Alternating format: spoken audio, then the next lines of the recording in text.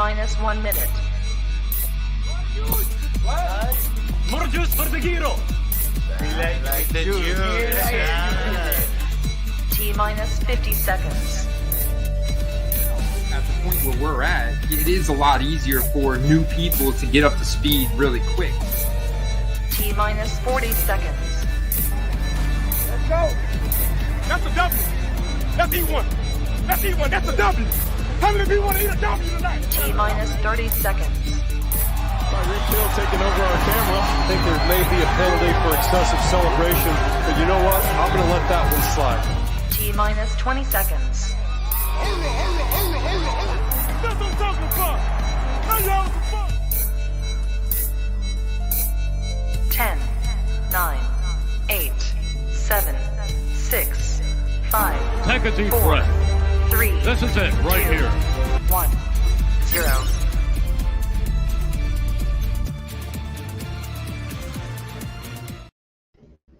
Mace Riff says, let's go. Welcome. He's about to do the intro for What me. is going on, ladies and gentlemen? Bring us in, Steve. We have Andy Kaysen, Steve the Hitman, in one place. First time, not the last time. How's everyone doing tonight? Good. I'm doing good, Steve. So, How you guys doing tonight? We just had a nice, grabbed a bite to eat, had a couple of beverages, having a few more beverages now. We're gonna do a few drafts tonight. I know we have our Dynasty startup going this season. Superflex Dynasty Yeah. startup. Yeah. You sniped a couple cards on eBay last night. The guy's on vacation, still sniping cards on eBay and sitting at the bar. That's the beautiful thing, right? About eBay, you get them sent to your house, right? You get them Yeah. sent to the No, yeah. hotel. Yeah, no, it'll be at my house by the time I get home. So, yeah, the grind never stops. The eBay grind never stops. I picked up about 5-6 cards while I was down here, and maybe a few more tonight during the stream. Maybe. Oh, dude, let's do it. I want to talk about some of our favorite targets as we go through this Superflex Dynasty startup draft because it's got the best correlation to football cards there is. Superflex Dynasty startup. We're talking probably Patrick Mahomes going #1 overall. Most of us probably can't afford him, but it's okay. There might be some guys in the 2nd, 3rd, 4th, 5th round that we can afford their rated rookies for a decent price. You know what I'm saying? Hey, I'm gonna move this to the other plug over there. Yeah, let's do it. Let's do it. Yeah, and you know whether you're talking fantasy or you're talking trading card values. If you're talking about Pat Mahomes, you're giving up the house. You're giving up the house to get this guy, and the key is either you get him at a value or you get the next best option while keeping your team integrity in line. And I think that's the way you got to go. This is probably one of the first few years in drafts I've gotten Mahomes, and not that I'm anti-Mahomes, but like I said, there's a cost involved with drafting. Yeah, there's a cost. There's a cost, man. There is a cost. And the thing is, in Dynasty, you're committed to these guys for long term, right? You're stuck with them until you cut or you trade them. And so we know that making a big investment in Patrick Mahomes is very liquid, right? You can easily get in and out of that card that you buy for Patrick Mahomes that rated rookie. But man, if you're making that type of commitment, you better be sure about the player. That's why, Patrick Mahomes is at the top of the list for quarterbacks. You got Travis Kelce at tight end. There's that stacking. Definitely want to do that in cards if you're doing that in fantasy football, right? The interesting thing, too, is, when you're talking about draft capital and dynasty formats especially, having a high pick is not an assurance. No draft pick is an assurance. You saw that with, my guy, Mitch Trubisky. He went right before Pat Mahomes.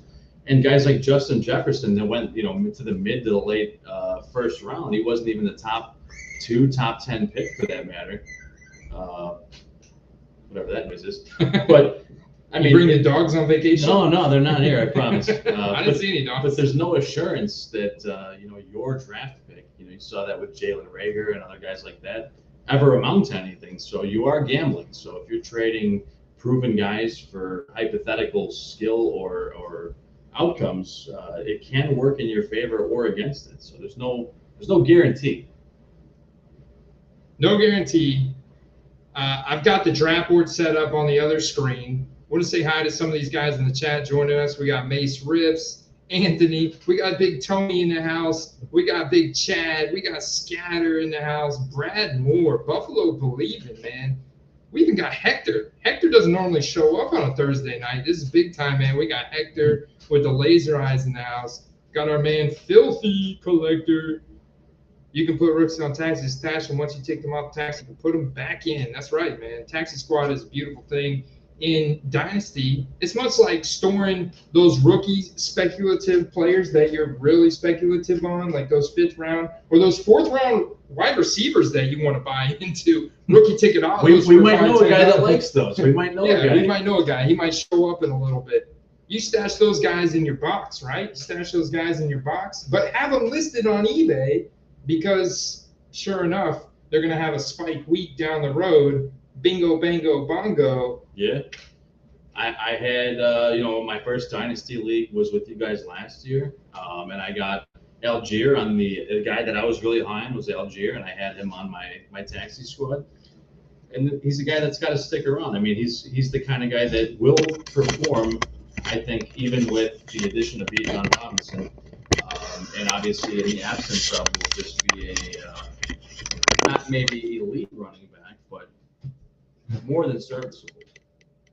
Trying to adjust our camera angle. We are right at 8:30.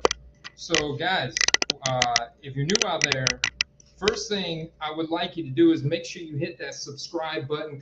I didn't even realize you're wearing a Hitman shirt. Check that out. It was thought up a few days in advance. You look like a pimp daddy right now, man. I tell you what. Let's go. So, first thing you guys do, make sure you hit that like button. Make sure you subscribe. Make sure you share it with a friend. Comment on the video. Let us know who your favorite target is to buy this off season. We're going to fire up the draft board, but in between, as we go, we're going to also be pulling up eBay. You're on the football card quest, baby. Let's dig in. Let's pull up this draft board, Steve. Let's get this draft kicked off. This is Superflex Dynasty Startup. It's the most closely correlated to the football card hobby. Also, please let me know how our audio is. I've never set the mic up like this before. I don't know how our audio is at all. I'm hoping that it's somewhat decent. Let me check the settings real quick. No, our mic is terrible right now. We don't even have the right microphone setting hooked up, Steve. This was kind of an improvisation, so bear with us here while we get these things rolling here. But wait, this is plugged in. This is plugged in. Well, we might have to roll with it. It might not be good. What do we got? We get some feedback from you guys. Are they coming through loud and clear? Right now, I'm on the camera microphone, which is really bad. Oh, before we get started, let's see. I don't know how. Oh, there it is. Bingo. Hey, all right, guys. Check out that audio. Let us know if the audio is any better now. Sounds fine. All right, let's go. No, we don't got to go fun for Bluetooth. I got some. Hey, if you guys didn't know, Steve's on his vacation. We're here live from Clearwater Beach, and your birthday was just the other day, Steve. It was recently, yeah. Yes. I got a birthday for Steve, Derek Richard, Corey from Late Stick Cards, and a few other you guys have chipped in to give Steve a birthday present. I got his birthday present for you, Steve. All right, let me get it real quick. Let's see what's going on. Man. I got to get out my book bag. Let's see what's going on here. Let's see. That's that. No. Okay. Oh, there's my koozie for the beer. Yeah, I did bring a koozie. All right. Check it out. All right. Thanks to you guys. Oh man, you guys got check this out. Thanks you guys contributing. Happy birthday, Steve. Thank you, man. Got you a brand new webcam. It's got a microphone built in. I didn't bang that box up either. That was delivered by Amazon. That's all right. Also got you a little pack of cards in here. Top one is a Calvin Ridley Optic Hollow rated rookie. Man. Appreciate that, man. Appreciate everything, and obviously everyone that contributed. Very grateful as well. As you know, that I've had some recent camera woes. Hopefully this will solve that issue. Andy, with the quick start on the draft, man, I hope you guys are logged into the draft because he just got it going here. So I better get my phone ready And he's got the helm with the laptop here, so I'm gonna have to jump on my phone. There's Derek. He said all 4th-round wide receivers in the pack. Yeah. There's at least 3-4 Gabe Davises in there for sure. At least. What are we drinking? Yes, sir. Yeah, so while Tony is on the clock taking his pick, we just came back from Three Daughters Brewing, and we picked up a to-go pack of Three Daughters Brewing Beach Blonde Ales. You can tell I've already had a couple. If you guys are in the St. Pete or Clearwater area, recommend you checking them out. A lot of good beers there. If you're looking for just something light and easy, this was a solid choice. Hell yeah. So 1.1 here is pretty much Patrick Mahomes, but it could be. We don't know. Tony, see, the thing is, this is Superflex. You can see there's already been a trade on the board. Falcons Life has already traded with Joey's Collect. So you can see Joey Collects has moved up to the 1.3. This is very important in a Superflex Dynasty startup, Steve, because you get to prioritize that quarterback. That quarterback is very important, just like the hobby. The quarterback drives the hobby. The quarterback drives Superflex Dynasty. It just does, man, because I looked at the point distribution between the top quarterbacks and the top running backs and wide receivers. I mean, the quarterbacks just put up in 350 points on average a year. The elite quarterbacks, the Mahomes, the Josh Allens. We got some. Actually, there could be a case made that you bump Josh Allen. Whoa. We've had some picks fly off the board here. Jalen Hurts flied off. Joe Burrow flew off at the 4. Passed to me. Well, I know Boot Ballers is a massive. He's in Louisiana. He's a massive LSU fan. Got to go with his man. All right, I've got to pick here. I cannot be auto picking here in person. Gotta go QBs. And I presented this question to a few people, including you and I were talking about this earlier, the difference between Lamar Jackson and Justin Herbert. And honestly, I've got to go Lamar Jackson here. I've got to go Lamar. I know you and I and Steve and I don't completely agree on the Lamar Jackson take. He thinks that Lamar Jackson's going to have a much worse year than I do, but I got to go Lamar Jackson. Yeah, I'm not saying he's going to put him out or anything, but when you're talking about adding all these guys and he's forecasting like 6,000 passing yards, like you got to take that with a grain of salt and expect like a degree of regression, obviously. Man, that's where I was looking to go right there. And so we've clearly kind of outlined, as Scatter's taken Justin Jefferson at the 1.7, this top tier of quarterbacks in Mahomes, Josh Allen, Jalen Hurts, Joe Burrow, Lamar Jackson, Trevor Lawrence. So you got to ask yourself, which one of these guys out of the top 6 are most undervalued? Pick a common card. So what I like to pick, Steve, and I think you agree in a lot of ways, is the rookie ticket auto, because it's got that quality of being, a very premium, very rare card, but also something that has a lot of desirable assets like the on-card auto. You have scarcity there. A lot of those are not easy to pull. Rookie ticket autos are not easy to pull, especially out of contenders retail. So I look at this and I'm just like, Jalen Hurts. So that's a no-brainer, man. Right? I mean, Jalen Hurts, he ain't going anywhere, man. Wasn't he just in the Super Bowl? If my memory serves me correct, I don't have great memory, but I believe he was just in the Super Bowl. He was, and I honestly think he'll be right back there again this year. I also believe like he was top 5 in a lot of passing categories. I forget who's the receivers. Was it AJ Brown, Devonta Smith? Top 3 tight end, Dallas Goedert. Is Dallas Goedert top 5 tight end? I actually think that he's had some good years, but I actually think his best year is still on the rack, still coming. We do 6-point passing touchdowns in this league. We do 6-point passing touchdowns to balance out the passing and the rushing. Oh, you went Jamar Chase. You pivoted. You had to take. Now, okay, let me ask you this, Steve. I actually was going to go Jefferson. I went Burrow. I thought he would actually fall to my draft spot, but he didn't. So I was going to go Jefferson, and then I was torn between a QB and Chase. But, with the age, I went Chase hoping that my QB's still there on the way back. So we'll see. Yeah, you'll have some QB. We'll see who's yeah. Andy Dalton might be But there. now, if you had to pick between Justin Jefferson and Jamar Chase for the hobby, let's say for the hobby, instead of fantasy, let's talk about the hobby. Sure. You go Chase or Jefferson? I would go Jefferson. Really? I would. Even though he's shackled up with Kirk Cousins, who can't win a playoff game. Yeah, I mean, look at what his values did last year, despite being shackled to Kirk Cousins. I mean, whether Cousins remains the team beyond this year is still up in question. But So I'm gonna pull up real quick what I got is don't let me auto pick. This is getting good because I got you here in person and you got the draft board up on this big monitor.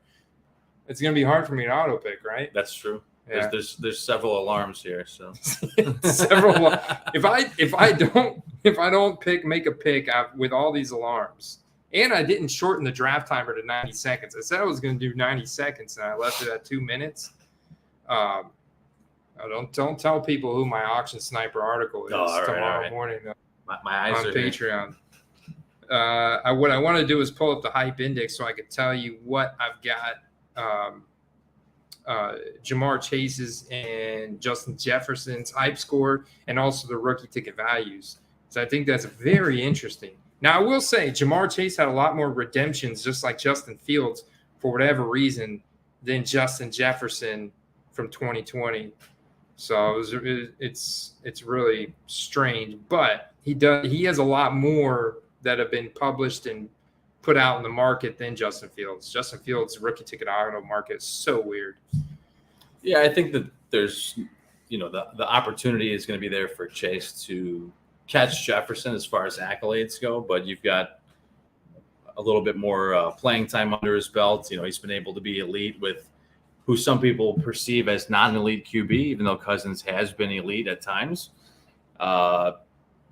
Chase does have a little bit of competition with T. Higgins on the field, which it sounds like he'll still be around for a long time. Now, that's not necessarily like, a hit on him in any way, shape, or form. Like we've seen guys over the years, like Marvin Harrison, be great, even with Reggie Wayne on the field with them. And I think that's like, I said this a couple years back, like I think the Bengals team, if they stay intact, is going to be one of the teams to beat for a really, really long time. So, yeah, I didn't end up with Burrow, but, I'm hoping Chase and Burrow end up staying a thing together for, maybe a career.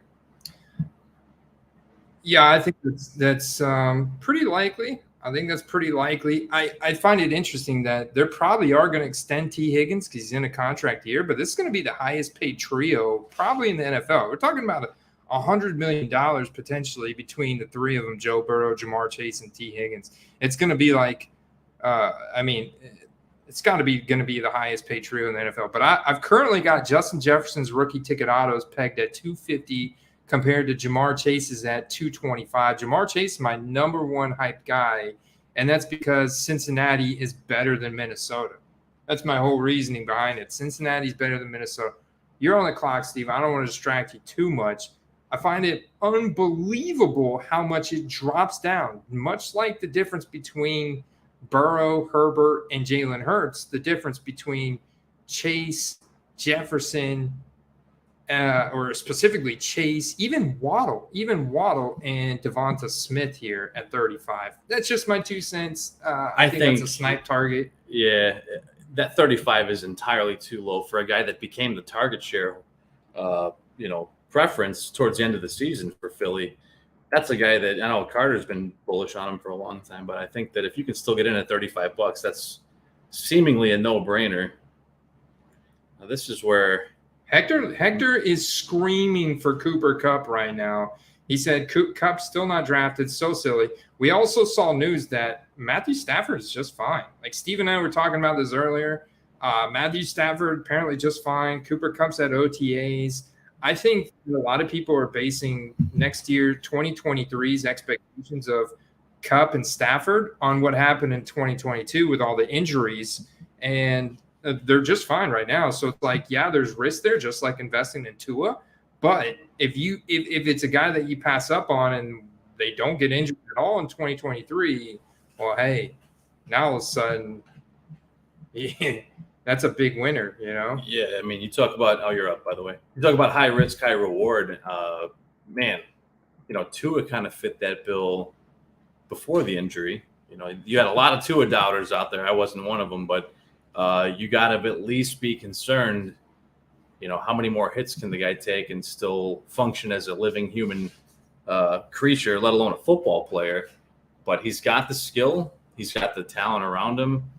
If he can stay healthy, which seems like the staff has a lot of faith in him that he will, you know, you got to take that into consideration. Obviously, it may push you away from taking him with a top pick, but when you get into value for your draft position, if he's a guy that pans out, that works out in your favor. If he's a guy that you invest in on the cheap, then it really works out in your favor, because there's obviously a lot of people scared away from his health situation.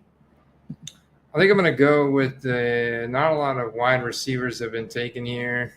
Yeah. I think I'm going to go with a smash play here on CeeDee Lamb. It feels too good. It feels too good. It's not there. But see, the thing is, I love about taking Lamar Jackson in the first. Like, I could get his receivers at value later on, you know. Odell Beckham's old as dirt. Like Rashad Bateman, a lot of people don't like him, and he missed half the year last year with injuries. Zay Flowers is a rookie that's unproven. He has some good qualities and everything. And then Devin Duvernay probably going to go at the very end. Mark Andrews is going to be a top tight end, but still, Mark Andrews compared to where Travis Kelce goes, neither one of those guys are young. It's not like they're young bucks, you know. So in the dynasty startup, that's where there is some I guess differences between the hobby and because obviously Travis Kelce's probably got the most expensive rookie cards of any tight end. Yeah, not even close. Yeah, Yeah. not even close. But you know what? Here's the thing. I get it. He's older. But, man, if you started out with a couple of hot picks, I get it. He may not be around for more than maybe 2, 3, 4 more years, but you're going to get a lot of value out of him for the next few years if you scoop him up now. So, I mean, that's just the thing. I was actually, you know, I've been doing fantasy for a long time. I was pretty late to the Kelce train because the tight end position outside of him was next to non-existent for a long time. But you're starting to see it's becoming a very integral part of the passing game. It's not just a blocking position anymore. It's a red zone threat. And if you look at the last 4 or 5 years, Kelce is like the top receiver in the league. Not even just the top tight end. He's the top receiver in the league, period. So you got to put some respect on the guy's name and start thinking about who the next man up is going to be. Who took Kenny? Oh, that was Scatter. He went Justin Jefferson, Kenny Pickett. The man believes in first-round draft talent from 2022. You know, I think Kenny Pickett could be this year's Blake Bortles. You remember Blake Bortles? I do. Jaguars / Buccaneers. 2017, 2018. Like, Blake Bortles was awesome for fantasy, just not good at winning games. Kind of like Jameis Winston for the Buccaneers. So what you're saying is Trubisky's going to start a few games this year, right? Hey, you know what? They love him. They love him. He's not bad. Let's be fair. He's got first-round draft talent. So it's like people loved him. Chicago loved him at the draft for a reason, what he did at North Carolina State. The Steelers gave him a decent contract for a backup quarterback. Actually gave him a starting shot. He got some playing time, but they wanted to draft their hometown hero, Kenny Pickett. If not for that, he would still be the starter there. I mean, he picked up a lot of good things under Daboll that he was robbed of in Chicago with 4 different offensive coordinators. So you know what? I'm a huge fan of like the whole underdog story.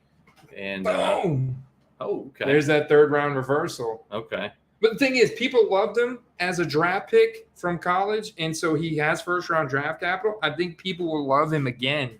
They'll find a way. They'll find a way. Just like Geno Smith. And he's not old. Like, he's not old. Like, he's the same age as I think he's actually younger than Mahomes is. So he's not old. Like, if he puts 5, 6, 7 years together and he just gets a chance, like, that could be a thing, you know? I mean, who knows? So you should buy some Trubisky's. That also means that you should buy some Zach Wilsons, right? I mean, in theory, they are dirt right? cheap. They are dirt cheap right now. I mean, it is a big gamble, but I mean, if you look at it, Joey collects wasn't ready for this. Oh, probably not. Sorry to interrupt you, Steve, but you guys realize that we just did a 3rd round reversal. You guys are on the football card quest. Hit that subscribe button if you're not already. This is a 3rd round reversal Dynasty startup draft. I'm Andy. This is Steve, the eBay hitman. We're live in person. I had eBay up on another screen. I just got a notification on my phone from an auction that's ending tonight. Unfortunately, I'm drafting on my phone, so if you see me looking down, I apologize. I'm just trying to keep up with the stream here. Don't apologize. As long as it's a 4th round wide receiver. Hey, I've already got one. It's only the beginning here. You've got Derek's approval. Derek Richard, look, said reach. He just doesn't like old guys. He thought Cooper Kupp was a reach. He just doesn't like old guys. Here's the thing. In the years I've been doing this for, you need a blend of guys that can win now and win later. If you have all guys that'll win later, your team will eventually crumble. If you have all guys that'll win now, it's going to crumble sooner than later. You got to have a mix of both. So if you want to stay competitive, you can't just have every 23-year-old receiver, quarterback, running back, etc. You need a mix of veterans. You need a mix of rookies. And then the in-betweeners, and then you need some long shot plays. You need some dart throws in there because there's going to be a few guys that eventually pop off that you might have an inkling about. And that's actually a lot of what we do on this channel and try to find those guys before they go off. Diversify, man. Just like your hobby portfolio, right? You got a mix of maybe some Burrows, and then you throw in, maybe you picked up a rated rookie Mahomes. Maybe you got a Tom Brady in the stash, and you're like, my hobby portfolio is golden with the Tom Brady. Sure. Okay. I get it. You got a highly graded 2000 Tom Brady. But look at the past 30 days, Steve. This blows me away. Brock Purdy has never shown up on this top chart. We're looking at PSA 10 sold results in the past 30 days. Brock Purdy is pegging it at the highest sold graded card in the past 30 days. For $100, $184.90, $84.35, $105 in auction today. I mean, you can't take anything away from what the guy did last year, but you do know what's happening here.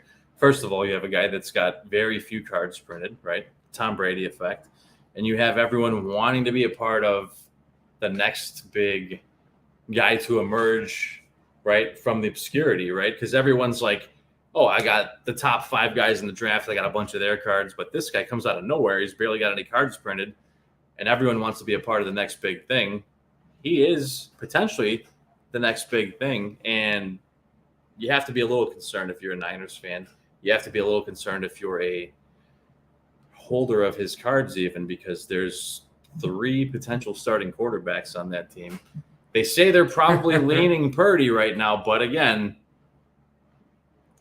we call it coach speak. It's a thing. Coach speak is a thing, and they'll gaslight you until the very end and put a different guy in. So you gotta take it with a grain of salt here. Just a year ago, people were spending more on Trey Lance than they were on Tom Brady. So just think about it. All right, Andy, I'm up here. What do we got? All right, you're up, man. Why you stew on your pick and look at it? I just want to point out that, man, all the top graded sales in the past 30 days almost directly correlate with what we see over in our Dynasty startup, except for maybe Patrick Mahomes not on here. Why is he not on here? Because everybody's bought his cards already, because they've been buying them for years now. They've been spending so much damn money on his cards that they're $4,000 for a Prism PSA 10. And so they don't have nearly the print run that the Joe Burrows of 2020, the Brock Purdy's of 2022, which clearly his graded cards are coming back. This is what this tells me, Steve. His graded cards are coming back. I'm interested to see 56% PSA 10 rate. That's pretty good, man. 36, and it's early, right? We only have 335. We're probably going to end up with what? 10,000. You're up, Andy. Oh man, my man over over here. I know Derek out there is probably kicking me under the table for reminding you, but There's probably an over-under on when I get. Here's the thing about Purdy though. UCL injuries. If anyone in the chat is a baseball fan, you got to understand this is a very delicate situation where sometimes these guys come back and they can't locate a pitch, even though their velocity's up. And sometimes it requires a second surgery. So, I get that he's throwing the ball right now, which is why there's a surge in his card prices and in the volume of his cards being sold. But at the same time, like there's a great deal of risk involved still, and you have to take that into consideration. I am presented with quite the conundrum here at wide receiver. There's some quite a few good players left. Yeah, there's some fire out there, bro. What about balanced? Oh man, look at that. That's juicy there. Running back too. All right. But this is Superflex. So man, okay, he's I can see the conundrum here. There's definitely nothing bad about having too many good players to choose from, but at least that is the quandary right now. Yeah, the reversal here. I got CeeDee Lambs. I got to stack them. I just realized I had CeeDee Lambs, so I'm like way overanalyzing this. Got to stack them.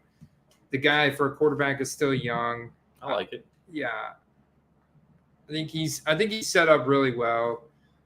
Even with Kellen Moore going to the Chargers, you still have him on a long-term contract with the Cowboys and Brian Shawn. I think just the fact that they let Zeke go also shows that they're gonna commit to Dak Prescott and the passing game more so.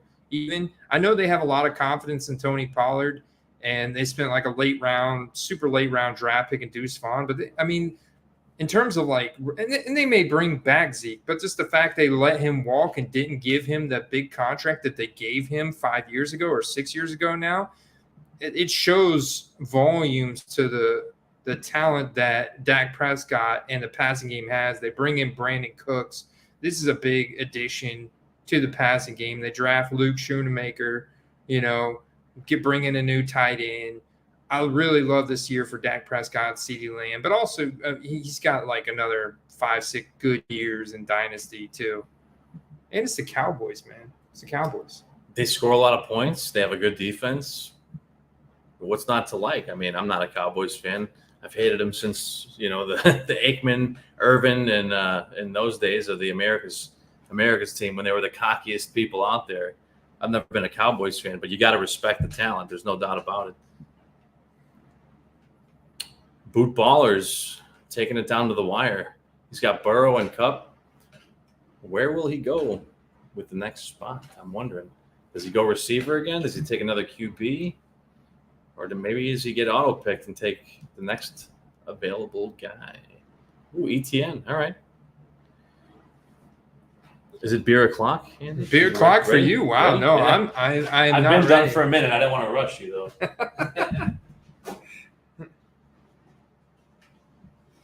I'll grab an extra for when you're ready. Yeah, bye weeks mean nothing to me either, Steve. I'm not worried about bye weeks at all. I'd rather take the L that 1 week if I have to. But I've tried to correlate bye weeks so hard before. Well, I've come to the conclusion that there was 1 year where I didn't consider bye weeks at all, and literally I had 6 guys on bye week in 1 week. I somehow found a way to plug those holes. Didn't win that week, but it didn't matter. I went on, put those starters back in the next week, and I was chugging along. That one loss in a season ain't gonna mean nothing if you're studded and you run it in the playoffs. My last year was my first year doing best ball under the tutelage of Derek Richard. Always grateful for that. And a couple of weeks I made some mistakes, and I had either my quarterbacks and my tight ends on identical bye weeks. And I was pretty unhappy with it, but he assured me that things would be fine. And I actually moved on to the, quite a few playoff rounds on several of those picks, despite the fact. So it's not the end all be all, but it definitely carries some weight. Now, this isn't best ball, but if you are doing best ball, I would say it's still not the end all be all, even if that's the case. Hector wants to know if you're doing a draft on your vacation. I'm doing one right now.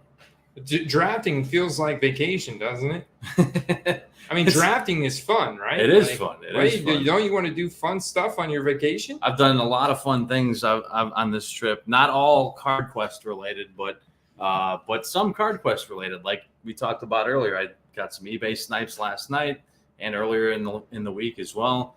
We're doing this right now. I mean, I've been looking forward to doing this for the last year or two with Andy and with you guys as well. So, yeah, man. He's a world traveler. Check it out. He's got his map. I literally had to go journey for like 2 hours to find this guy, man. Found him in a hammock under a palm tree on the beach. He was getting fanned with palm fronds by 2 fourth-round wide receivers, believe it or not. They lost their job years ago, and now they're fanning Steve on the beach. But they were grateful for me having faith in them. So yes, that's why we're still friends. And they brought some beautiful women with them.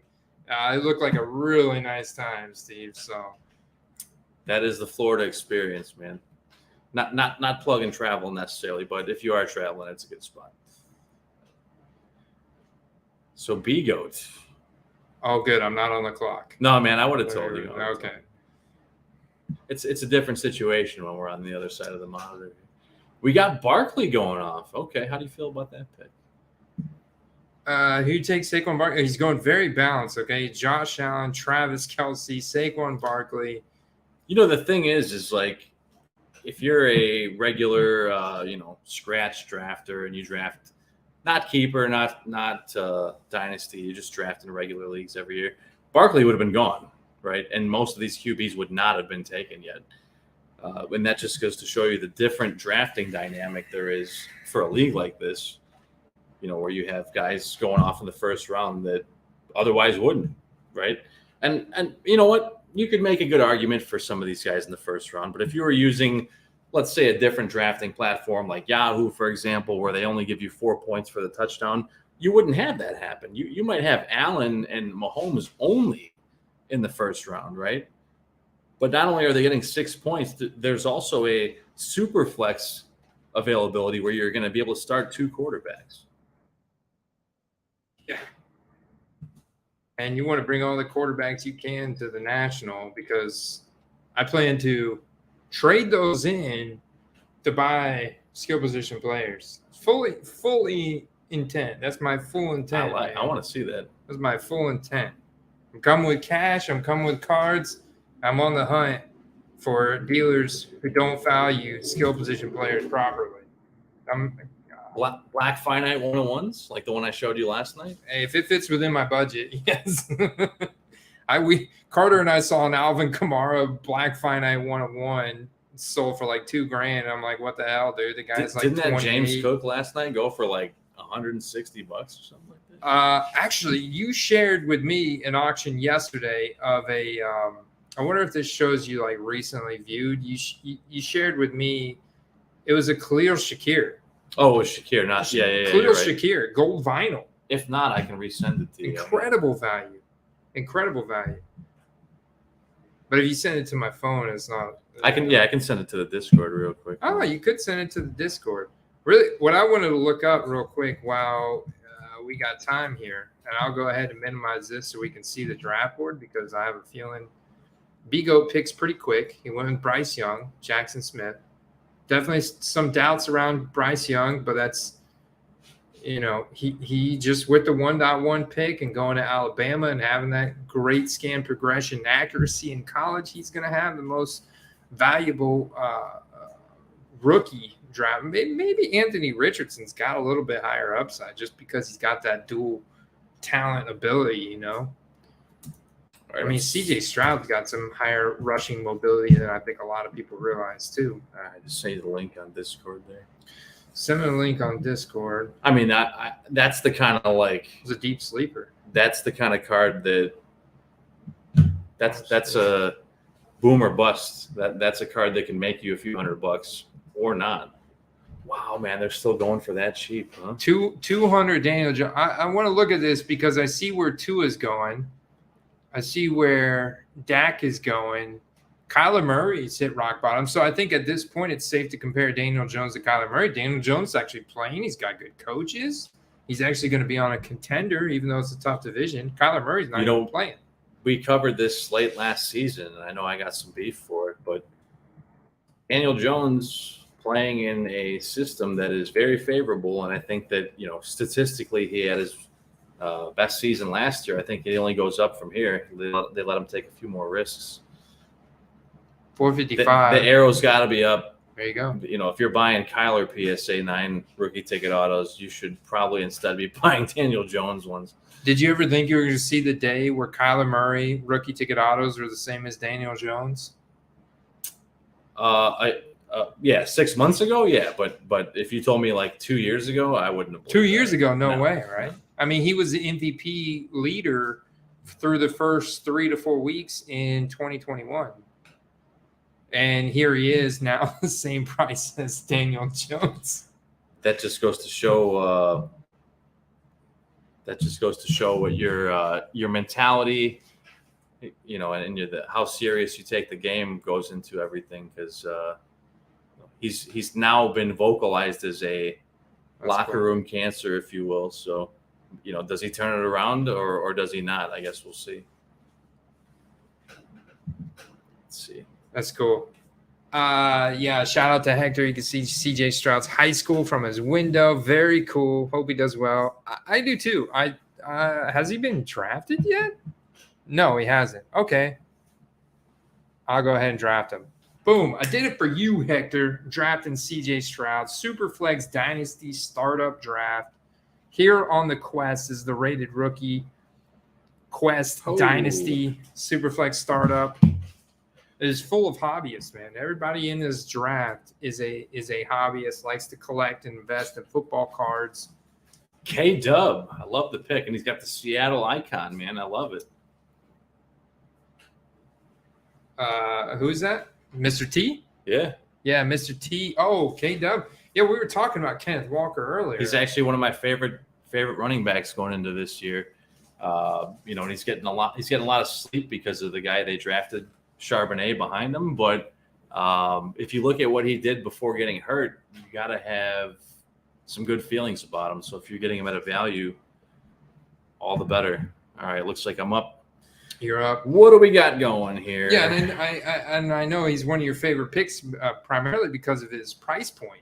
And I think that people are like, dude, seriously, this is a guy that I wrote up a couple months ago in an Auction Sniper article as being undervalued. And he came out as a quote unquote loser from the draft because they spent a second round pick on Zach Charbonnet. There's totally different profiles, man. Kenneth Walker is a stud running. He's like Nick Chubb 2.0. He's like a Nick Chubb light, man. He's one of the best pure rushers.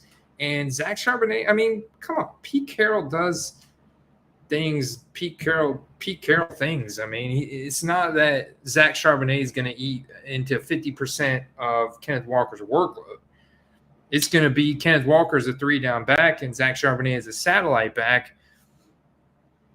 And Kenneth Walker's being undervalued, man. Kenneth Walker's being undervalued. He's an absolute stud going into his second year on a team that is going to be absolutely a contender, just like my man Geno Smith hasn't been drafted yet. You know what I'm saying? Sometimes you just draft what you like, Andy. Yeah. I'm going to draft what I like. And I know I'll get some heat for it, but you know what? Doing it. I got a lot of faith in this guy and the season he's going to have this year, so I'm going for it. Oh, third tight end off the board. First time you taking the first tight end in almost 2 rounds, man. Big pick, TJ Hawkinson. I put him in that top 3 tier, a new position. Their defense, I will say this.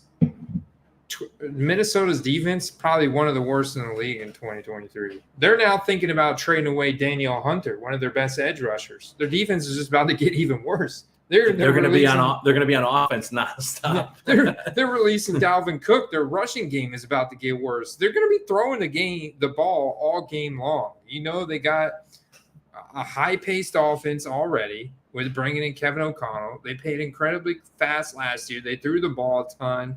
Now you add in Jordan Addison. It's just going to be more complementary pieces to DJ Hawkinson getting open. He's got the Travis Kelce profile. He's best comparable to Travis Kelce on Player Profiler, man. I mean, it's an incredible pick. And these tight ends, a lot of people forget. You get impatient. They don't blossom into the superstars like year 1, year 2. But like if you look at like year 3, they really pick it up. Year 4, year 5, that's where you see the real growth with tight ends. And they're doing 2 jobs. They're not receivers. They're receivers and blockers. They probably have to know more about the playbook than any other player on the field after the quarterback. So like they're doing a lot of work out there. And I think Hawkinson, he's taken a big leap last year. He didn't play a whole season with Minnesota, but now he will. And I think big things are coming, man. I think that he could be the tight end 2 this year. Yeah, and as you saw, it's hard to do 2 things at once, man.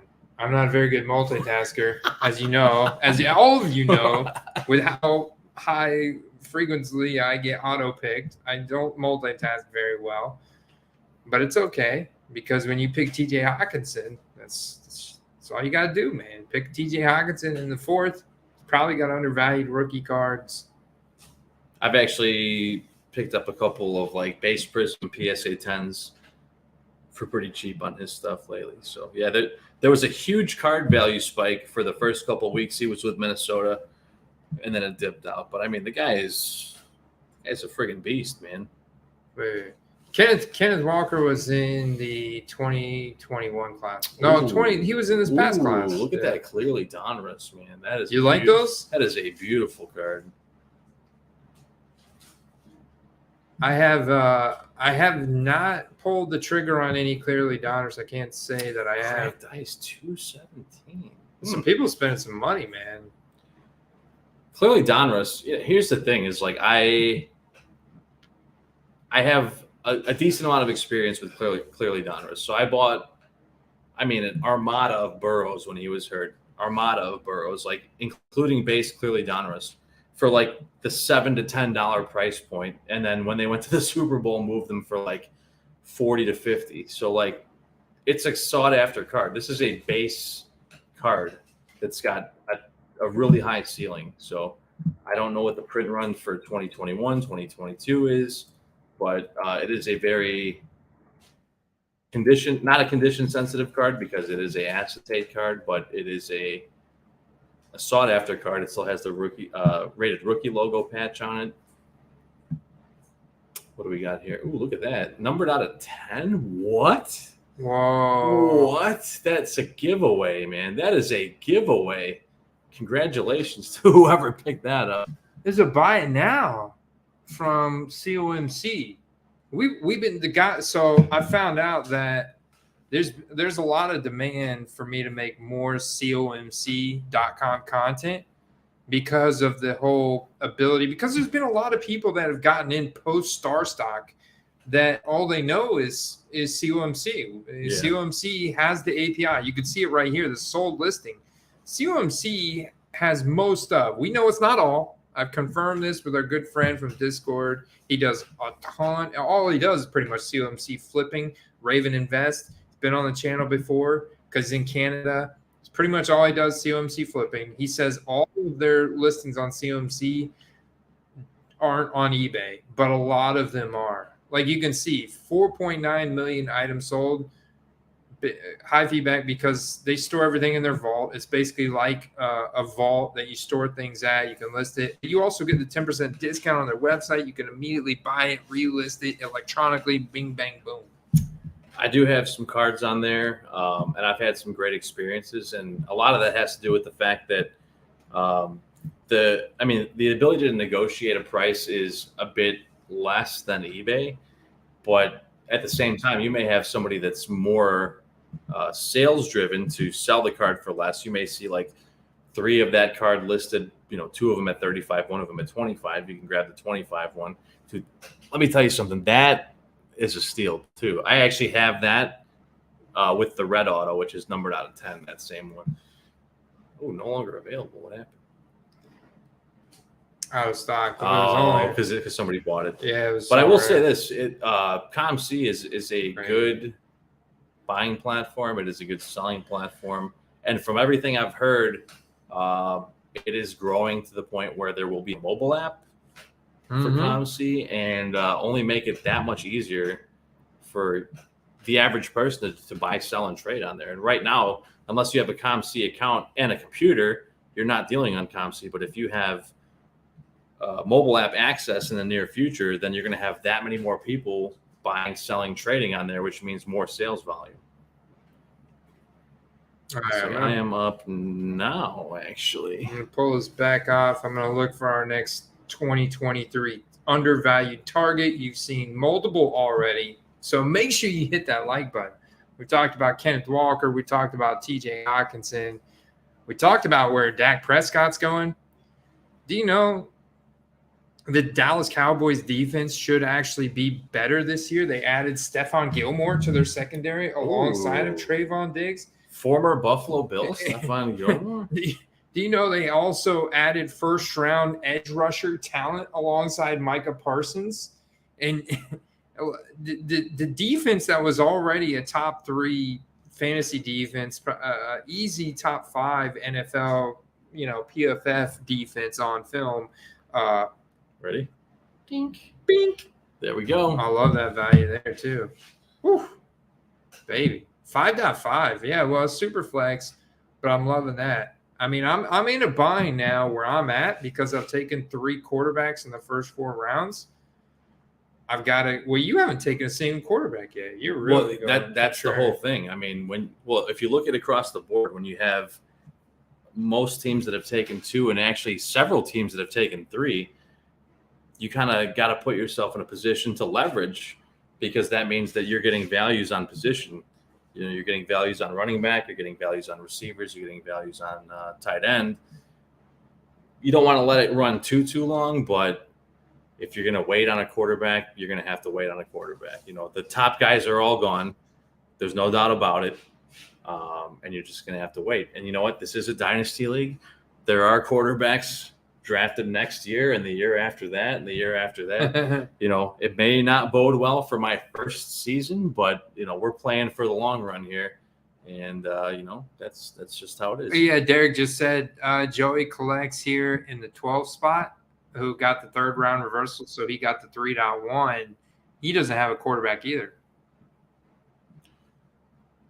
And it is what it is, man. You're ultimately just looking to draft the best team, and not having a quarterback yet is potentially part of it. You're trying to get Jared Goff later, aren't you? If it happens, it happens. There's a few guys I got my eye on, but my goal is to build the best team. So, in our dynasty that we did last year, I was able to get a few of the guys I really wanted to get. Oh, baby. Your boy, dude. Your boy's there. Y'all going to let me get the full Cowboy stack right here. I just got the full Cowboy stack. I'm going to take it. I love it. I'm in win now mode, baby. Lamar Jackson, CeeDee Lamb, Dak Prescott, Tony Pollard. If something happens to Lamar, he gets injured, CJ Stroud goes in. Dak gets injured, CJ Stroud goes in. I'm still getting those points from Tony Pollard. CeeDee Lamb. Woo, woo, let's go. I don't know what the prices have done with Tony Pollard as of late. He's back at OTAs. It wasn't an ACL or anything. A lot of people are kind of have a misconception that he's got that injury bug, but it was just a broken leg, just like a broken fibula or whatever. So, I mean, he's good to go. He's already, you can see that the writing on the wall with them releasing I agree. I haven't heard anything about him being a long-term concern. So, I mean, that's a great draft position to get him in the 5th round there. If you think about the upside and not just in Dynasty, he's still pretty young for a running back. He's only a 2019 rookie. I mean, he's probably entering that, age 26 type season. Yeah, 26. So I still got a couple good years out of him there. plus a win now year this year. But look at the percentage down, specifically on the rookie ticket auto current trend, 150 there. I mean, the guy had some massive games last year. Massive games. These are pretty good, actually. But when you're talking about upside from the hobby, aspect, it's more than just the big game upside. It's the fact that the guy plays for the Dallas Cowboys, which we talk about all the time. I mean, if you play for a major market team, the spikes in your cards are absolutely insane. And Pollard card spikes when he was in a timeshare were insane. So, I mean, if he can continue to play the way he's played now, even outside of a timeshare, there's definitely still room to grow. So Pollard's base Prism PSA 10 values are now higher than Josh Jacobs on average. That's wow. No kidding, huh? Yeah. Where's Jacobs is in? Jacobs is right here. The picture's not showing up, but here's his Prism. PSA 10 buy now 40. Here's 30? A buy now for 30 June 5th. Steal, man. But mostly like 40. Whoa. Hey, that's May DC 20s. Sports, man. Dude, I'm telling you, DC Sports and so many auctions on Monday night. Note this night of Monday. It's just every Monday night you can go to DC Sports 87 eBay store, and they literally have thousands of auctions ending. A lot of them football, believe it or not. They're just a massive consignment. People don't want to have to deal with all this shit. So they send them to DC Sports. They hit them on Monday night because during the season, I think Monday night's a good night because it's a very, people are watching Monday Night Football. It's just one game. They're reflecting. They're chilling. They also want to make a move on Monday based on what they just saw yesterday. So it's merely like getting the week off to a good start. I'm sniping kind of thing. So during the season, I agree with it. But now in the off season, I don't think Monday night's the night. If they're still doing Monday night right now, it's like, why? If you look at it, there's a buy it now right above it 4 days later for $40. I mean, so when you're talking about not just positional players, but you're talking about the off season in general. I mean, the off season or late in the season, if your team is, faltering, is an incredible buying opportunity because people are kind of like, oh, I'm giving up on my team, whatever. I'm giving up on these guys and blah, blah, blah. Dude, that is a $25 gap for this same card in 4 days. And that guy bought it at 2 a.m, Andy. He probably was drinking alcohol. What happened? Did you miss your pick? Oh, okay. I'm hiding from the Eagles fans that say I'm jumping ship to the Cowboys. Oh, no. You know what? He's pot committed, man. If you played poker, you know what that means. He's pot committed. He's got CD and Dak. He's just doing the right thing. Yeah, I'm all in. Yeah, I'm all in. How about them Cowboys? Yeah, I mean, if it was a different QB and a different receiver, he'd be going that route. I get it. Pollard's never handled a full workload, but his games in you got to look at it. His biggest games last year where Zeke Elliott got over 20 carries in the game, but Pollard is so dynamic in the passing game, and I think they're going to be even more pass heavy this year. That there's that much upside there for him to still have a path. Not to say that he will, but there is a path for him to be a first-round running back. And there's other guys for them to eat up some of Zeke's old carries. Like, it doesn't mean they're going to throw him out there 35 touches a game. Like, we've seen that's not exactly like the way to go about it. If you look at Christian McCaffrey's production, he actually outproduced previous seasons with the Niners by actually voluming the ball less carries, less receptions, but better quality. And he's not fatiguing out by having to carry the ball 30 times a game. So I think you see the same thing happen with Pollard. I mean, yeah, I know the guy isn't phenomenal, but they got Ronald Jones, who's maybe got a little bit of gas left in the tank. And they drafted a rookie running back. I know he's a little bit of a tinier dude, but hey, Doug Martin, Muscle Hamster, was a guy for a couple of years. It's very, very possible, that he has a few good seasons. So, look for him to take like 18 to 25 touches a game, and he makes a lot of it. He makes a lot out of it. So I think that's pretty realistic. And people still aren't going to bid on this stuff, though, when you start out at 150. No. People are looking to maybe top out at that. But, for anyone that's getting into the hobby, that's trying to figure out, like, how to price their cards. Like that's not necessarily like an obscene price for those cards to end at. But the reason people get into bidding wars on cards is for the possibility of buying it for less than that. If you're starting the price at that, you're going to scare everybody away, you know? So it's terrifying. I've been there, but start your listing at 99 cents, man. You will attract the buyers and they will show up. This doesn't make any sense from Derek. I'm gonna have to push back on this comment from Derek here. Love Derek, but he says Tony Pollard would have to break every running back record this year to be a first-round running back. Not happening. What if he broke every running back record? He's going to be the RB1 overall.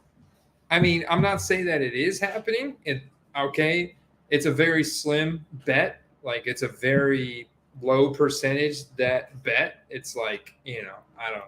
But are we claiming he's going to be the top RB in the league? I don't think we are. I'm not claiming that he is. I'm saying there's a path, though, for him to get close, if not be in the upper echelon with the CMCs. Well, don't forget that conversation is entirely dependent on what everyone else in the league does, not just what he does. We're in a league where guys don't carry the rock 200 times a season anymore, for the most part, right? Yeah. Some do, some don't. He definitely he's in a position to maybe do something similar to that. It's not a guarantee or maybe even a likelihood, but he's on a team that wants to run the ball. They really want to run the ball. That's been very vocalized this offseason. So it's not. Oh, here's one I might want. Here's one I want to bid on that. Right when I said you want to bid on that. Yeah, right when I said I can't touch anything Tony Pollard in the hobby, and here's an auction that I want to watch right there. I actually did pick up an iBlack recently. It's one of my favorites. I'm back on the clock, huh? I'm back on the clock here. The 6.5. All right, Derek Carr, Quentin John, Calvin Ridley, Jordan Addison. Ooh, baby got Swift out there. Let me think about this for a second. Think about this for a second here, y'all, because, all right, what do we got for wide receivers? Running back. Oh, man, this is close, dude. This is really close. I really don't need the this is close. This is close. I think I have to go wide receiver here. I got to add some more depth to wide receiver. I like the selections here in this round. I like some of these running backs too, and probably not going to come back to me. But, man, this is actually really close. This player has been someone who's been quarterback proof, has had like 1,500 plus air yards with just some of the worst quarterbacks he's ever played with. And he's very young. Like he was an early declare. He's first round draft talent. He's one of the best route runners and separators in the league. He just goes to a Chicago team that didn't have a lot of passing volume last year, but he steps in as a clear alpha on a massive multi-year contract. I do believe in Justin Fields' passing upside. You and I are both huge fans of DJ Moore, even pre-Chicago Bears. And, as my hometown squad of the Bears was able to acquire him in the trade, that was a huge thing for me. I mean, that was not only unexpected, but that I think we got the better side of the deal, absolutely, in the short run here. But, man, that fills a void that the Bears have had for a really long time in the form of a true number one wide receiver. So, I mean, if you're an owner of DJ Moore or just a Bears fan, you got to be really, really excited now. All right, what do we got here? So I sniped Brad. No auto picks. Late Stick is just joining us. Show him what I bought, Steve. So Late Stick was a primary contributor. I did buy Steve a new webcam. What up, bro? Hey, this pick's for you, Late Stick. Here you go, man. This one's for Derek too. There you go, Jared Goff. You knew it was coming, man. You knew it was coming. For all the hate I got for pushing this guy for the last 2 years, he could be an MVP candidate this year. And Fields does have plenty of passing upside, Steve. I mean, I'm gonna go right now. I'm gonna pull up Justin Fields on Player Profiler so we can share what his passing upside is. Look at his college quarterback rating in terms of accuracy, yards per attempt. 97th percentile. That's elite. He had a 91.9 quarterback rating in college. He also threw the ball far, 9.2 yards per attempt. That's 83rd percentile. Played for Ohio State, number 11 overall pick out of 20.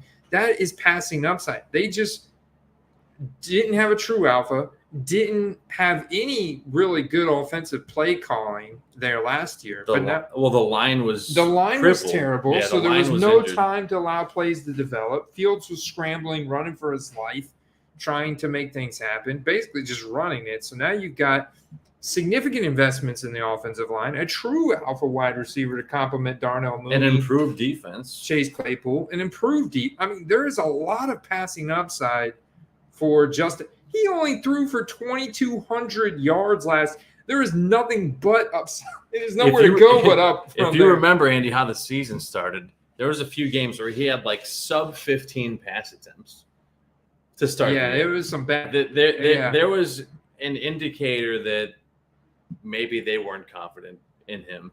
And as the season went on, you saw that opened up quite a bit. And you know what? Maybe it just took him a little bit longer to grasp the playbook or whatever the case is, or to develop in the passing game. But now he's going to have more time. Now he's got better receivers. You've got depth at receiver. You have actually more depth at tight end. You have more depth at running back. And he crushed it. He ran for 1,100 yards last year. And he didn't get to play. He could have broken the record, and they didn't let him play the last game out of fear of him getting hurt. So there is record-breaking potential here. Did they also want that number 1 overall draft pick from Houston? Was there some kind of deal there? Big ups to Lovie Smith for keeping us in his memory. You got DJ Moore with that pick. Yeah. You got DJ Moore with that pick. So, and for those that don't know, Lovie Smith is a former coach of the Bears. So them winning that game was a big shout out to us. So. Was there some kind of backroom like good old boys club dealing on that? Like, here's the thing: a lot of people don't know about that guy. He does not like to lose. So I'm sure that's why they fired him. But hey, you know what? The man was doing his job. You're paid to win football games. So Buffalo Believing goes Dallas Goedert. I like that pick. It begrudgingly, he wanted DJ Moore. He saw Justin Fields in the first round. I sniped him. That was actually, for me, a very tough position where I had to choose between Chase and Fields. And, that's the thing is, like, that's just, like, probably the hardest pivot point you could have to go between Fields and Chase. Like, you can either get the second best receiver, hypothetically, in the draft, or maybe a top 5, maybe a top 7 quarterback right now. Will he be in that position by the end of the season? Probably not, but that's just what it is, man. I'm willing to take the for sure thing now in Chase and maybe get a quarterback next year or the year after. Hector's scarred from Josh McNown. McNown, man, that guy's been all over the league still. I guess he bought into McNown cards pretty hard, or maybe invested in them in fantasy pretty hard. And he had a couple he had a couple not terrible years, to be fair. I mean, he was never like seen as like a long-term thing. All right, so this in my opinion, Steve, when we get into the 7th, 8th, 9th, 10th round, this is really where the money is made, right? You don't really get too cute. You don't stray too far from ADP, average draft position in the first 3 rounds. You kind of stick with the pack because they're priced that way for a reason, right? But now in the 7th, 8th, 9th, 10th round is where people start going way off the board here. They start going crazy. We start seeing some wild stuff. And you know what, that Andy, that's true in just about every draft. Like, the deeper it gets into the draft, those picks, in my opinion, are worth that much more to your team, because it's not the obvious guys that win you your league. It's the guys that you get right later in the draft that make much more of an impact. You know, you look at Brock Purdy as an example. Like Brock Purdy, if people knew his true potential, would not have been the last pick of the NFL draft. He would have been maybe a first or second round draft pick. And you could say the same about your fantasy team. If you can get a guy that's first round worthy in the 7th round or the 14th round, for example, in fantasy perspective, you've hit a home run. You have hit a grand slam, in fact, because that guy is now your starter and you were able to secure him with the last pick of the draft. Start taking your flyer picks. Oh, we got Godwin off the board. My boy Godwin. Still pretty young. Got a 3-year contract going with the Bucks. Now you're in year 2 of that contract. All right. We really don't know how bad Baker Mayfield's going to be. We just don't. We just kind of hope for the best. I will say, what we got so far here. Bringing in Dave Canales from Seattle gives me a little bit of promise, because some reporters from The Athletic and ESPN do credit him with assisting Geno Smith in his career resurgence. So if he could bring that to Tampa, that would be fantastic, because he was the quarterback coach for Geno Smith last year. Ooh, Andy, I'm really torn here. I can go with a concrete option, or I can go with a gamble. I'm more of a concrete option kind of guy. I think I should really play it are, safe yeah, here, yeah. man. I like to gamble, but I like to take a safe, calculated gamble, and I'm going to go with this fellow right here. Ooh, he's a guy I've been targeting a lot, man. Made a lot of money on him in the past. Love me some Brandon Ayuk out of San Fran. You know, Andy, one of the perks about us drafting in the same room is I can go use the washroom real quick. So I'm going to be Yeah. Yeah.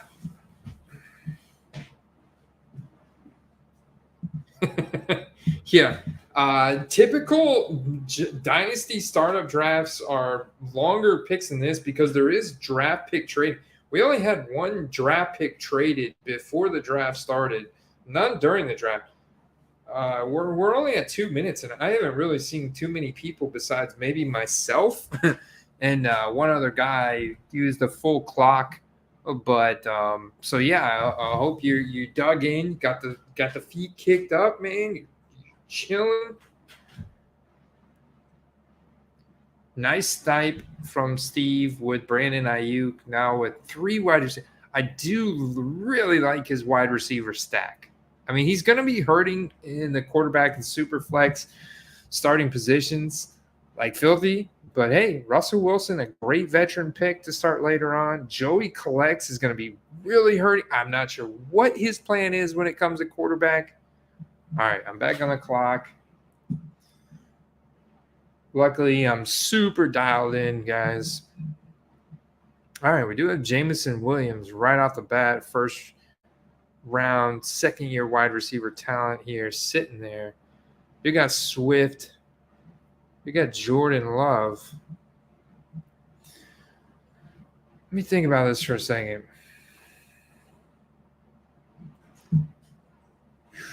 Kind of leaning towards, what do I have? Ooh, that's a tough one, because I do have, this is a tight end premium, not a full. So it's a half point PPR for running backs and wide receivers, and a full point PPR for tight ends. So it is a tight end premium. You do get a full half point over what the running backs and wide receivers get.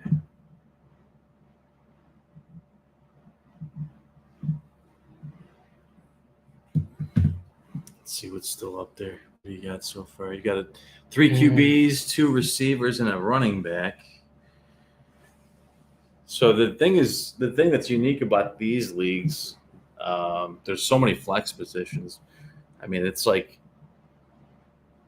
it's running back or receiver are almost inseparable. You can take either one, and it's not a big deal. Whereas in like standard type leagues where you got to take 2 running backs, 3 receivers, and maybe a flex, like there's just a bunch of flexes in these leagues.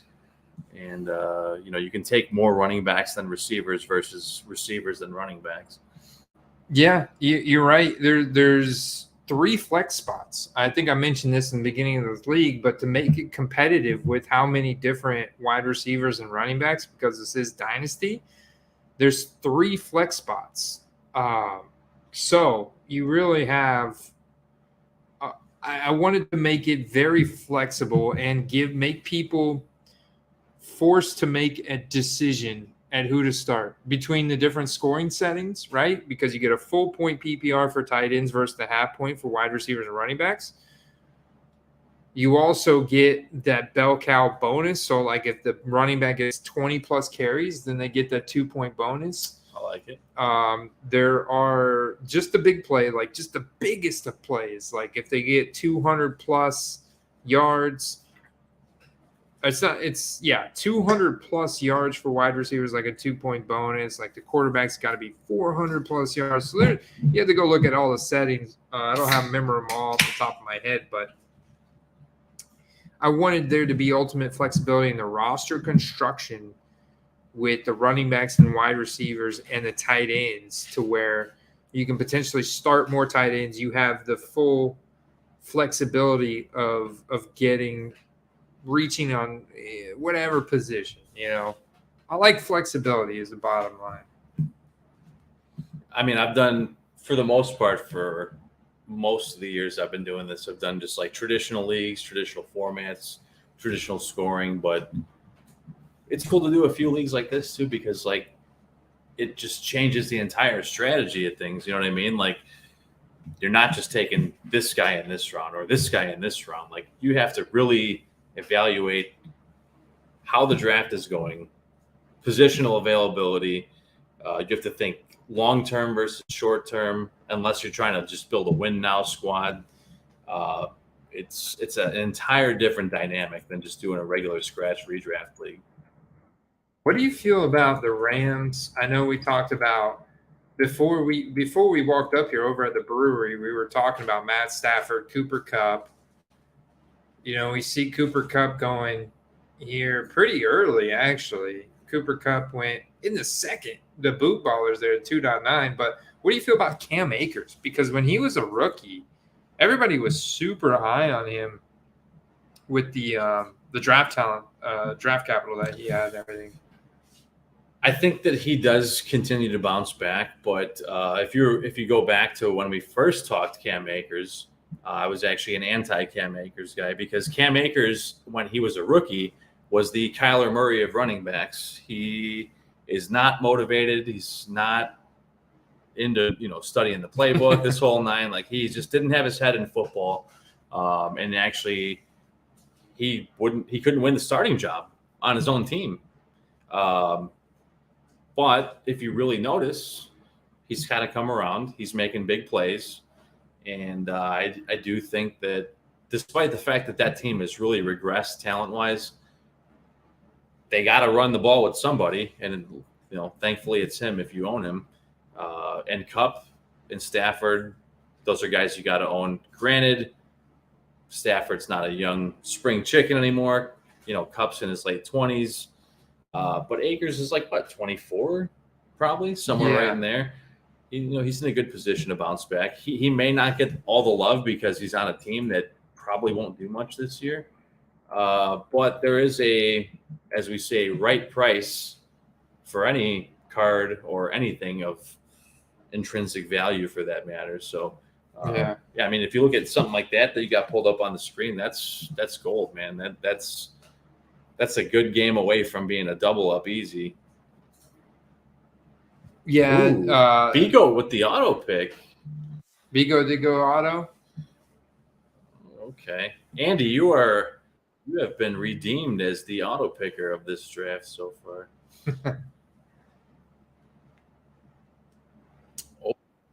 Go back.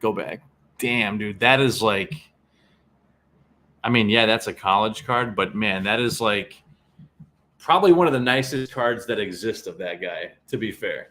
Yeah, it's a really cool patch, man.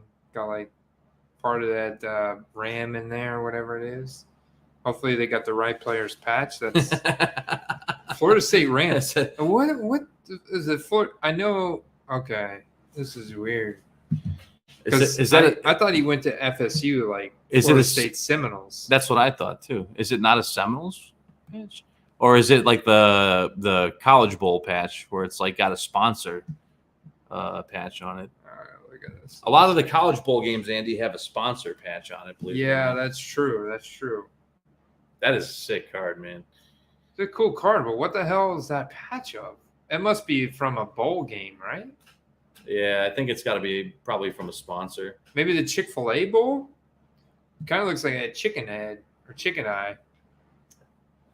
I can't quite tell what that is, but I mean, Flawless, for you guys that know, Right. Flawless is pretty much the cream of the crop as far as like top end cards go. I guess you could look what bowl he played in 2020, or would it be 2019, I suppose? Hey, shout out to Wild Turkey. That's a cool name. He just signed up for the Patreon, so he's going to get the Auction Sniper article tomorrow morning. He's going to get the Discord. Yeah, buddy. He's going to get access to the group submissions, the Patreon-only Dynasty startup leagues like this I'm one. actually, I don't know when the next one is, Andy, but I know we did the CSG submission last year, and that was actually my first time submitting cards for grading. Personally, I've actually, obviously, many of us have owned, but that was my first time submitting my own cards, and I'm actually really happy. I think that all but one or two cards I submitted came back as either 10s or 9.5s. So, Ooh. if that's something you're interested in, just I will say this: take a look at the card you're thinking about submitting, and look at a few PSA 10s or Beckett Black labels or whatever.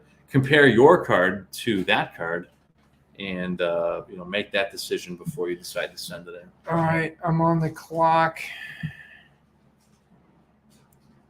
Let's go all here. I want to see what we got. The sleeper ADPs are terrible, dude.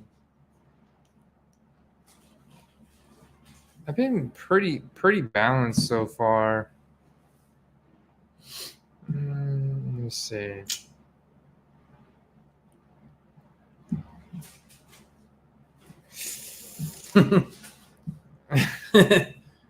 Yeah, slim pickings. With this being Dynasty Superflex, I do kind of want that depth. Oh man, I would have gone Dalton Kincaid, honestly, here. Would have gone Dalton Kincaid. That's a great pickup, man.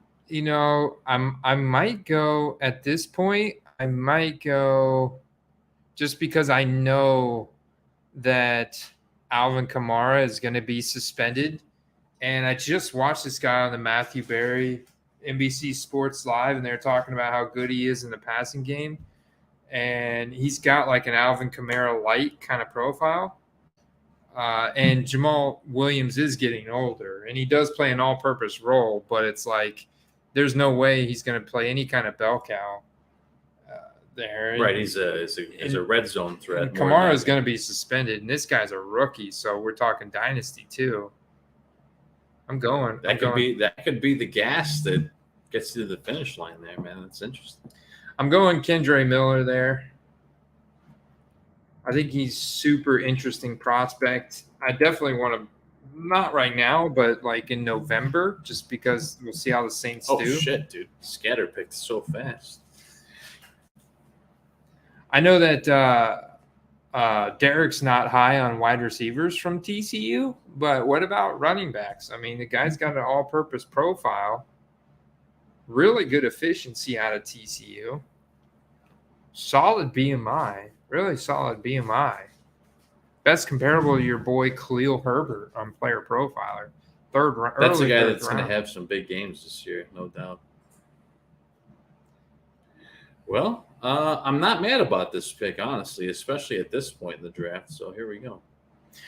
Even though I'm not his biggest fan, I mean, you ultimately have to take the best player at that juncture. So. Oh, and about the submission, I know you've been on vacation, but we're doing a PSA group submission through the Patreon. Oh, hell yeah, dude. I've got guys mailing me cards right now. We've got like 25 cards going. We're doing it under my membership. What I'm going to do is get all the cards from everybody. I'm going to go through them on video and examine them myself and kind of give my own opinion on the condition.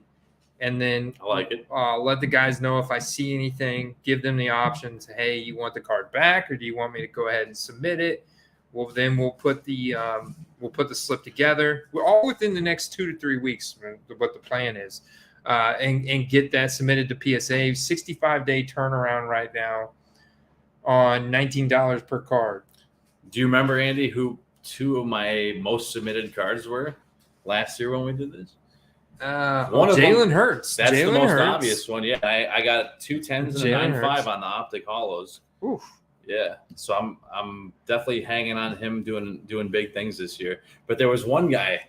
Who's the guy that I've had my nuts in the sand for this whole time for the last 2 years? Nuts in the sand. 4th round wide receiver. Amon-Ra St. Brown? No. Jared Goff. Oh, I submitted some optic Jared Goffs, and they came back as 10s. So I've been hanging ready for him to slang the ball again this year, man. Nice. And here's the thing: is not only is that a beautiful thing to have, but by comparison, because he didn't have the immediate success that a lot of other quarterbacks have had, there's just not as many graded cards for him, which does carry weight. It very much carries weight. So what I'm going to do is I'm going to actually speed the draft up at this point. I'm going to go to what I had said I was going to do, 90 seconds, save. We're going to speed the draft up at this point, 90 seconds per pick. Joey Collect still has not taken a quarterback. He is a diehard quester, refuses to prioritize quarterbacks, even though I know he may be jaded because he is a super collector of Tua Tagovailoa. I don't know if you know this, but Joey Collects is I respect a that, Tua man. super collector who coincidentally, as we just looked up, has rookie ticket autos the same price as Daniel Jones and Kyler Murray right now. Going in the same round. I have this question, Andy, and I'm sure other people on the Discord and the chat are wondering the same.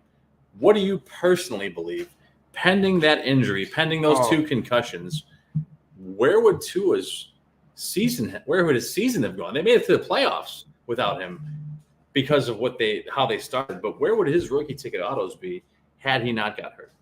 Oh, they'd be a lot higher.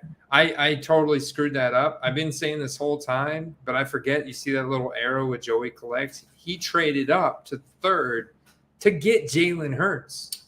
So he's got Jalen Hurts. He just drafted Jordan Love. Oh, I see. Okay. So he's got his 2 guys. Jordan Love's got a lot of upside this year.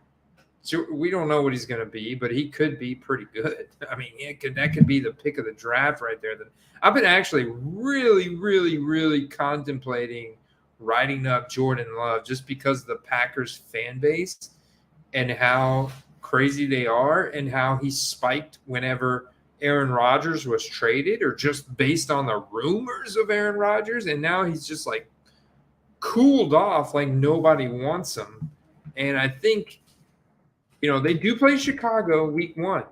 So that's something to absolutely consider. For those that don't know, this is the ultimate revenge game. This is a clash of the Titans, man. Week 1. There is no 2 teams that have played each other more in NFL history than the Bears and Packers. And for those that don't know, since Rodgers came to be the superstar that he is, the Bears just haven't really beaten the Packers almost at all. Now, my prediction is that trend changes for the first time in a long time this year.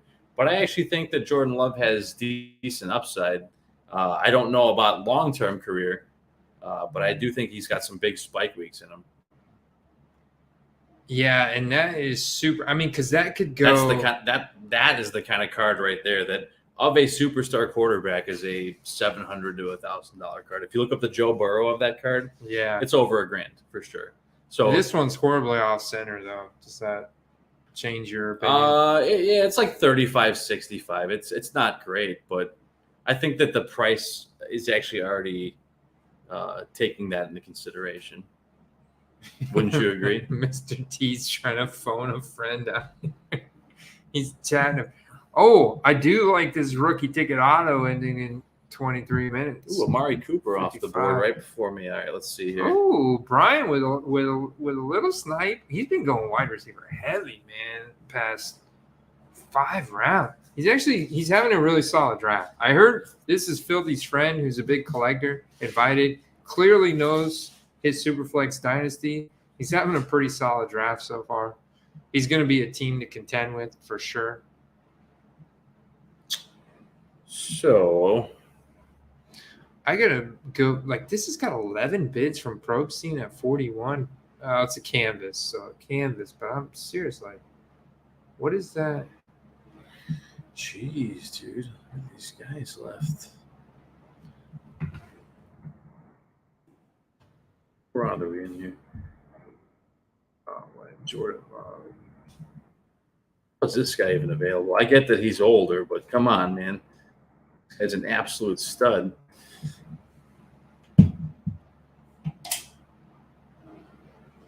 What do you get here?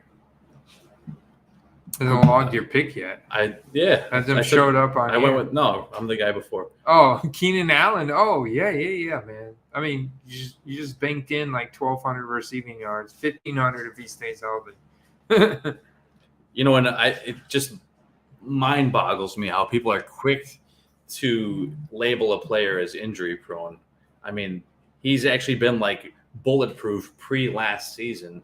And I don't think that that's necessarily like age indicative. It's just they're playing it safe. You know, they had Joshua Palmer, who they thought was like a fill-in, if you will. He did have some decent games, but if you actually notice, their record was terrible before Keenan Allen came back from injury. So he's going to be the key component of that offense. I'm on the clock. Ooh, oh, man. Y'all be toying me, huh? I don't think I can pass up on that. That's an easy one. Steve and I were talking about David Montgomery and the Lions before we – I mean, he never falls backwards, man. Never falls backwards. The guy's all-purpose stud. He can catch the ball. He's great. He's explosive. He's got good vision. He knows how to get between the tackles. I mean – he's going to be the Jamal Williams role behind an elite offensive line in Detroit, and he's not even 26 yet. But way better than Jamal Williams. But way better. And here's the thing is, if you look at some of the plays he had with, no help. Getting hit behind the line of scrimmage and still making a play. If you put him in a situation to thrive, I'm actually super excited. I know he's not on my squad anymore. He's not on the Bears anymore, but like, you just want to see the guy do well. He's been in a position of misfortune for so long. The guy's going to have a great year, no doubt. Yeah, and he's 1,000 yard. Probably 1,200 all purpose. That's what he's done. He had 1,400 yards in 2020. I'm not going to expect that with Gibbs. But now put him in a position to score touchdowns. On top of that, that's what he didn't have with the Bears. That he will have with the Lions is the position to score touchdowns. How many times have we seen Amon-Ra St. Brown fall down at the 2-yard line or something? They get down to the 2, and then they hand it off to Jamal Williams. He gets the touchdown. Oh yeah, I'm super excited, man. That's just like just a lot of running back value right now. It's a guy that could have like top 10 RB upside, and you're getting him in halfway through the draft. I think I do have to pivot here, although I kind of like this Dalvin. Dalvin Cook. There, Andy. Your boy is what? there. Kadarius Toney? Nah, this boy. Oh yeah. I could go with the trusty veteran here. What do we got? You do need. I don't. You do need a variety, man. You do need a mix of. I don't have any vets tight and ends rookies. yet. I don't have any tight ends yet. Just. I also need more wide receivers.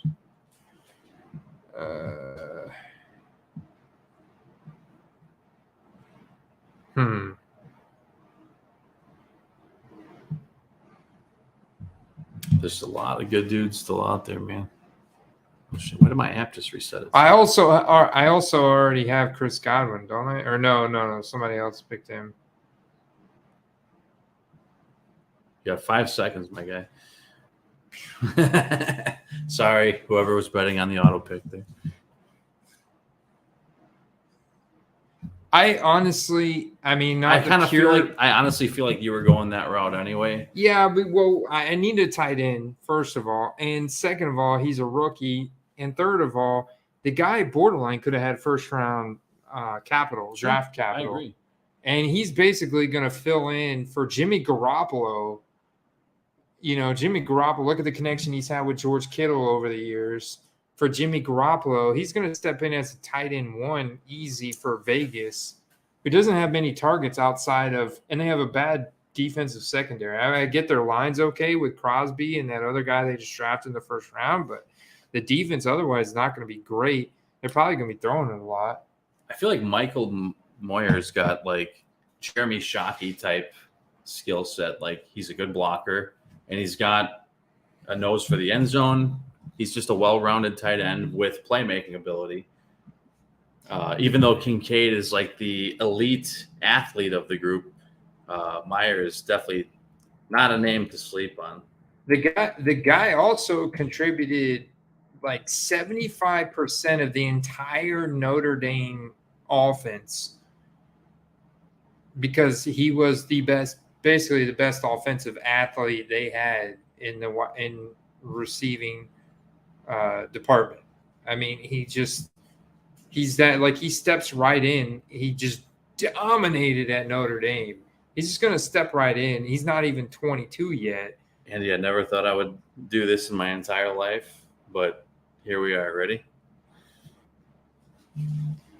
Brock Purdy. Hey, he's Superflex, man. You got to have your But I have Ayuk. And you got Ayuk, and he had a great chemistry with Ayuk. Ayuk had a career best season last year, 1,100 receiving yards, which he had close to 1,500 air yards. So it could have been 1,500, which puts him in the T. Higgins, Amon-Ra St. Brown type of range. Like Ayuk is a better pure receiver than Debo. A lot of people don't realize that. Oh yeah, Debo has like crazy upside because of his like gadget role. Yeah, but Ayuk, as far as actual receiving skills, is vastly superior. Yeah, vastly superior. He is. Derek's not believing the words coming out of my mouth right now. I know he's not a 4th rounder, but he's a vastly superior receiver. Ayuk has actually got late first round capital too. Brandon 21 overall. Yeah, Brandon from 2020. He was end of the first round draft pick, 25 overall. Oh, that was close. 25 overall. Oh, there goes Mike Evans. There goes Mike Evans. Brian. Dude, he is Brian's thick at wide receiver. Look at that. He is thick at wide receiver. Brian, I got some bad news for you. You don't have any running backs, brother. He's trying to wait. He has no running backs. You're right. So, but Brian, this is what I love about this league, and this is what's so important about dynasty leagues. You got to be active, right? And you can start a lot of flex positions. You can start a lot of flex. You got to be active in trading because there's going to be a lot of other teams like myself. I only have 2 wide receivers.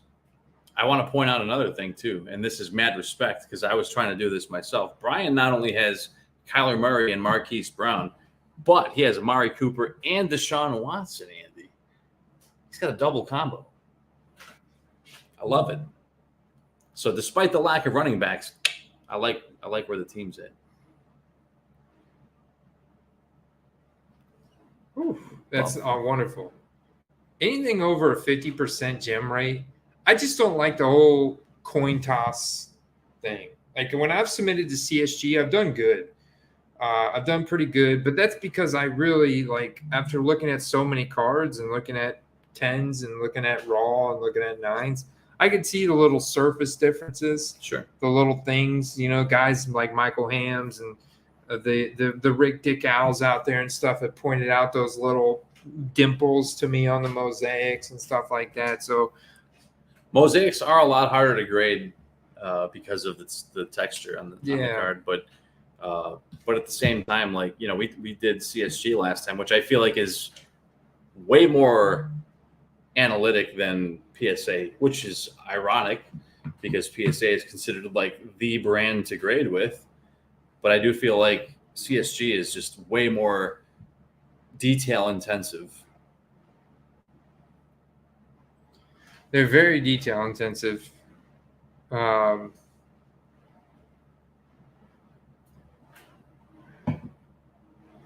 as long as I like the fact that they don't count some of the like the print lines and stuff like that. You know? Well, here's the thing: is like there's certain cards, certain sets, certain years or print runs that have negative attributes about them. Just as a generalization, that it's hard to hold the entire print to a certain standard when that's kind of like the norm for the print run. So there's certain grading companies that'll give you a 9 or a 10 despite certain attributes because it's just commonplace amongst the print run. However, there's other companies that won't, and they will heavily penalize any detail. So there's a vast variance in companies for that. Oh, look at the D-Hops. I will say this, Andy. I a couple of years ago bought a few D-Hop rookie autos on the super cheap when he got hurt, and I'm actually hoping that he's rumored to sign with Tennessee. I'm hoping that doesn't happen. But if he goes to Buffalo, where he's visiting with them this weekend, he is. But if he actually goes to a contender, which to be fair, Tennessee has always been a contender, even though we don't often talk about them. Tennessee is in the running every single year. They are slept on every single season. We never give them a shot ever, but they manage to make it to the playoffs or almost make it to the playoffs every year. So you got to give them that. And maybe this is it. They're like, hey, you know what? We got Tannehill, we got Henry, we got Burks, we got an elite offensive line. Let's do it. Let's win it now. Maybe that's where they go here. Whoa, Sean jumps in. He's like, wait, dude, hey, if you were down here on the business, yep, we're live from Clearwater Beach, people. Hit that like button on the live stream. Live on the Football Card Quest with Steve the eBay Hitman. See the shirt there? Got a little vacation. You see this tan this guy's got going right now. I'll tell you guys too, man. He's way more jacked in real life too. I'm kind of scared of him right here. I can't drink too much. I got to be able to get out of here real quick if things go sideways. Don't worry, Andy's in a good place. If he gets too sauced, we got an extra guest bed here. But all is well, man. I mean, this has been a long time in the making. I mean, as far as the community goes, as far as Andy and I goes, it's been I'm on the clock. It's been 2.5 years, Andy, since we started doing this, which only seems like not that long ago, man. Doesn't seem like it was that long ago. I know, man. Time flies when you're having fun. You know what they say. The National is at the end of July. We will be there. Steve will be there. I will be there. Carter the Power will be there. The Sports Card, oh my God, Paul Hickey. I forgot his channel. The Sports Card Strategy. Paul Hickey. My man, Paul Hickey.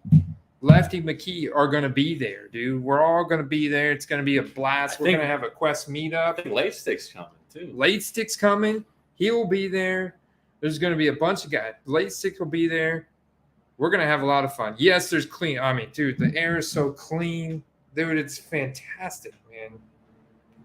Do we know if Derek's coming? Is Derek? Derek's got drafts going on. He's got. All right. You're on the board, man. He's got 4th round wide receivers to draft that week. But no, man, it's I've been not in recent memory so much, but I've been going to card shows for a bulk of my life. But in the past couple of years, obviously between COVID and other things going on, it's taken a bit of a downturn.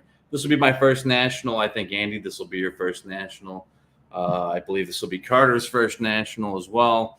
I'm bringing all my fields. I'm bringing all my QBs.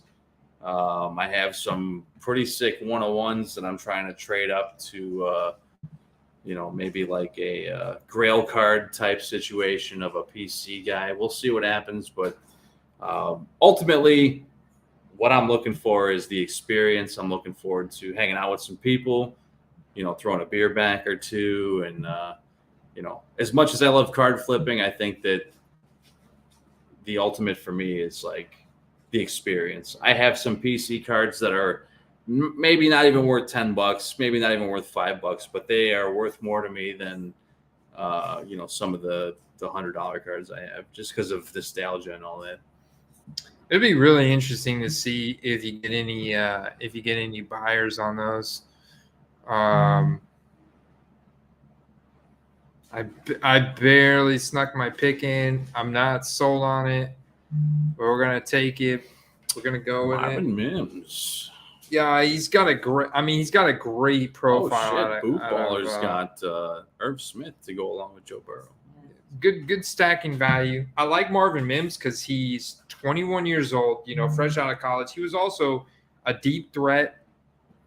He's also a deep threat in college, so he's got a lot of that in him. He comes from Oklahoma, so a big school, right? Second round draft capital. He's kind of like Sean Payton's guy.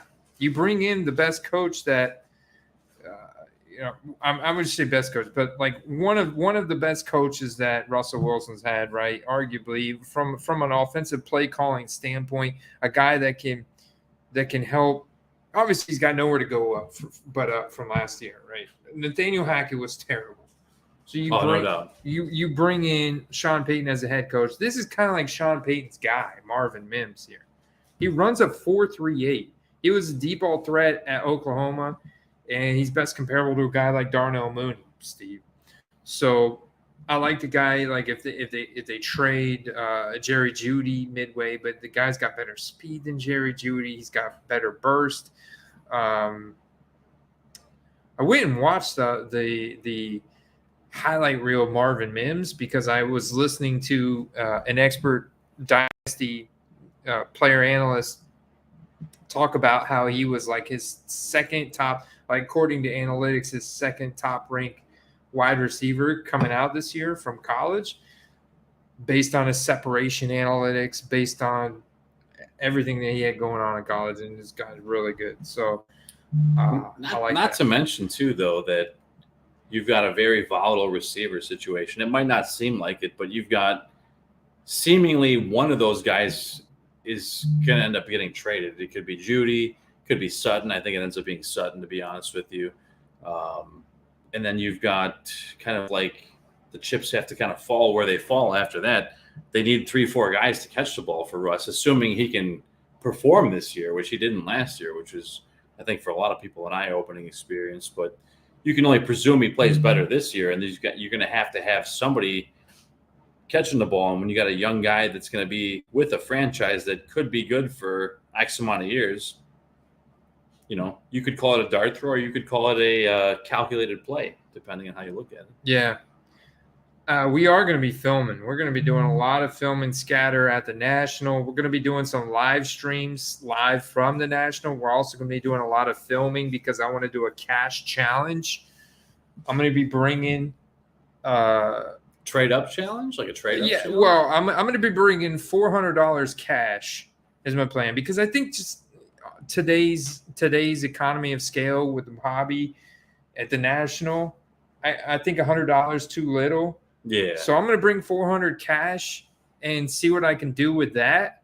But I'm not planning to, because I think there's such an interesting debate in the football card hobby specifically. Do you take that 400 and do you invest it all in one card, whether it's a rookie ticket auto, whatever, all in one card, one player, or do you spread it up and buy a bunch of smaller cards?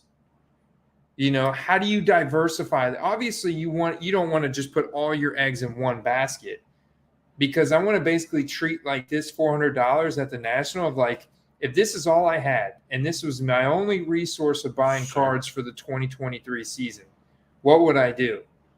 And then I was going to say, the interesting thing is if you watch a lot of guys that go like the Dallas Card Show or, some of the Cali-based card shows out there, there's a few different ways you can go about it. And a lot of it has to do with your approach. How hands-on are you willing to be to make that investment into a solid one? And there's guys that will go out and just buy the one card for that price point that they can turn into the biggest flip.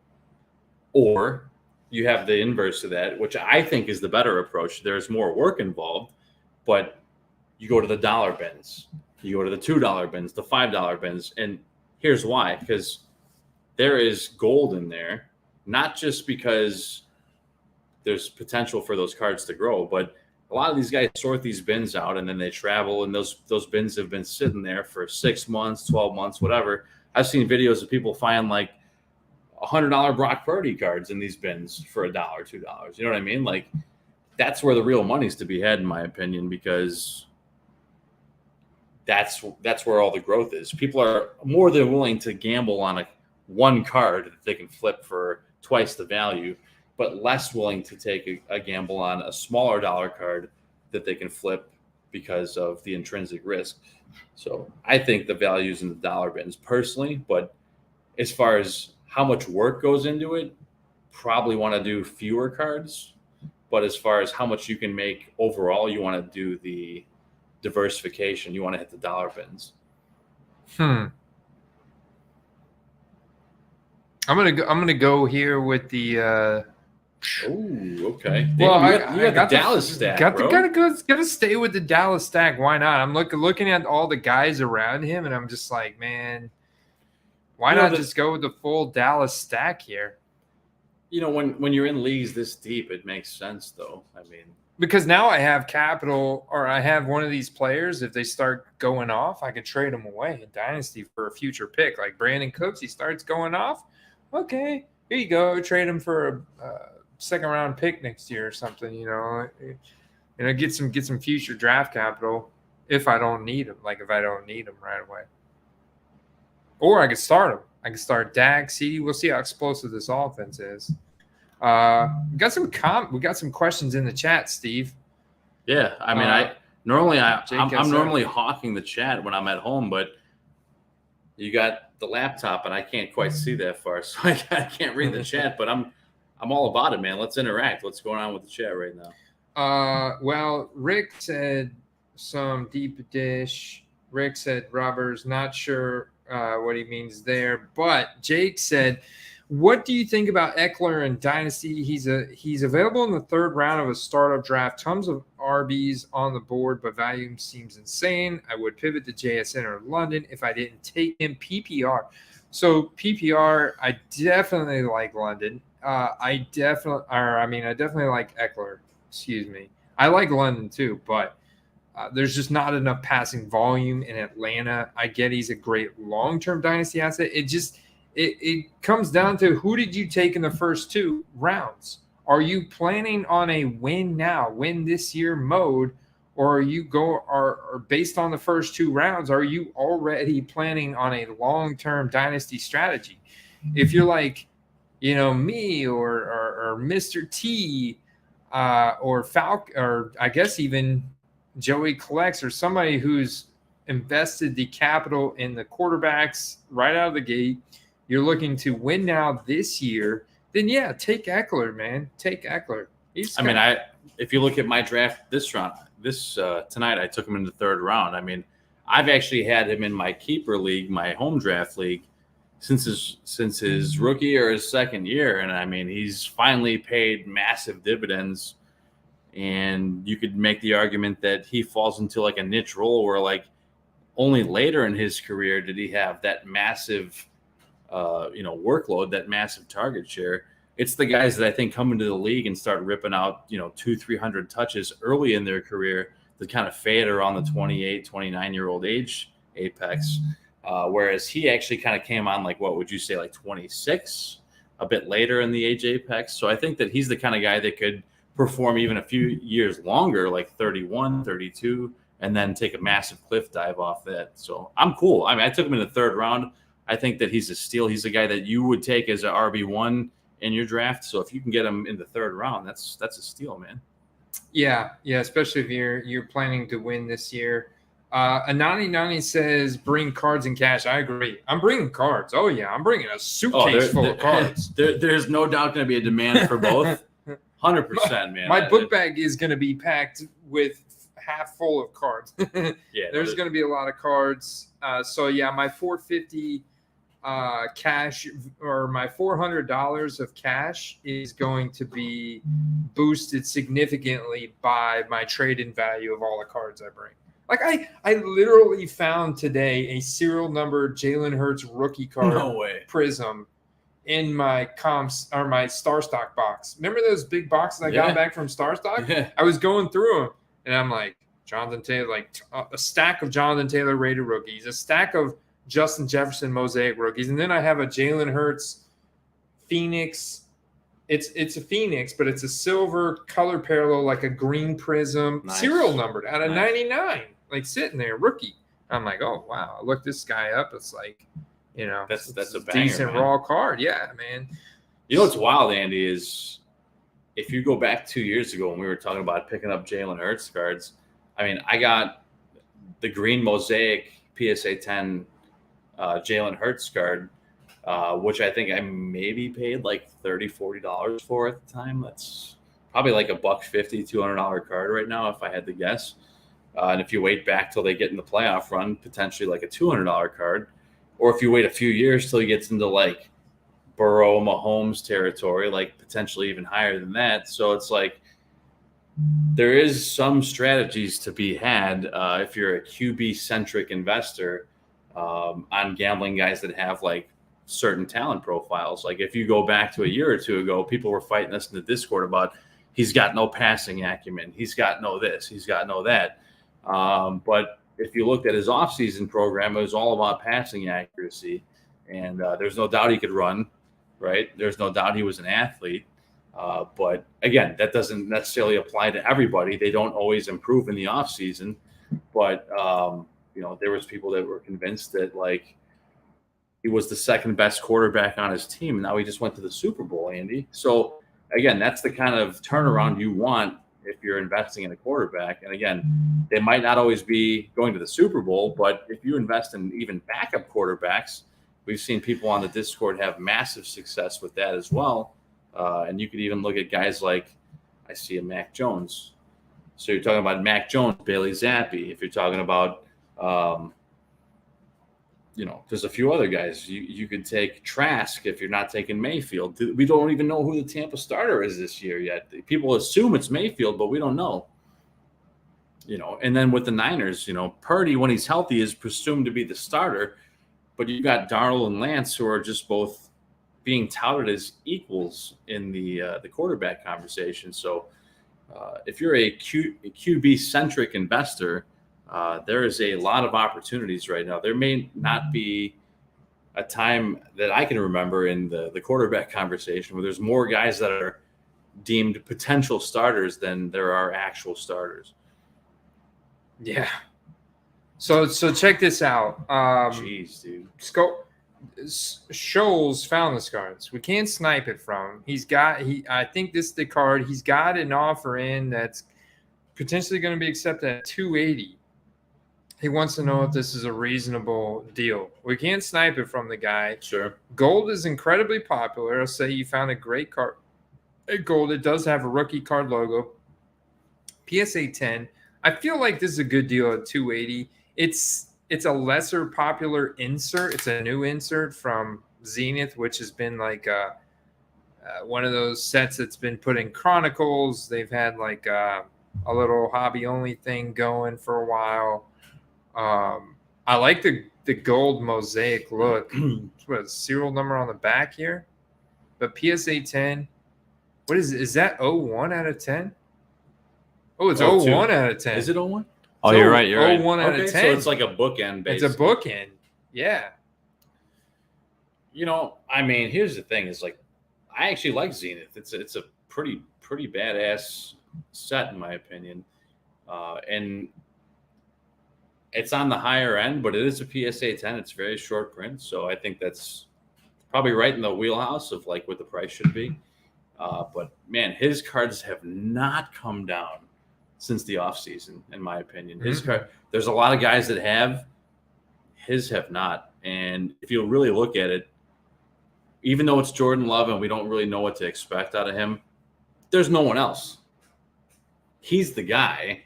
There's no one else that's going to be catching balls out there on a consistent basis. He's a playmaker. He's a deep threat. He's young.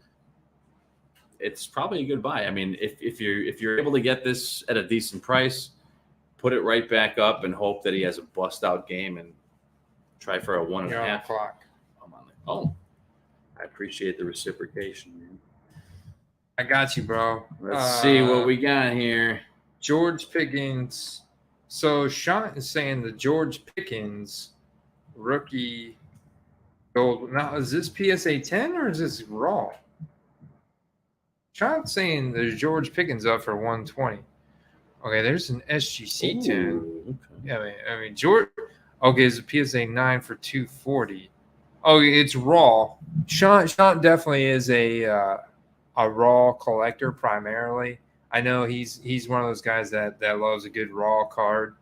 He likes to raw dog it in one of those mags.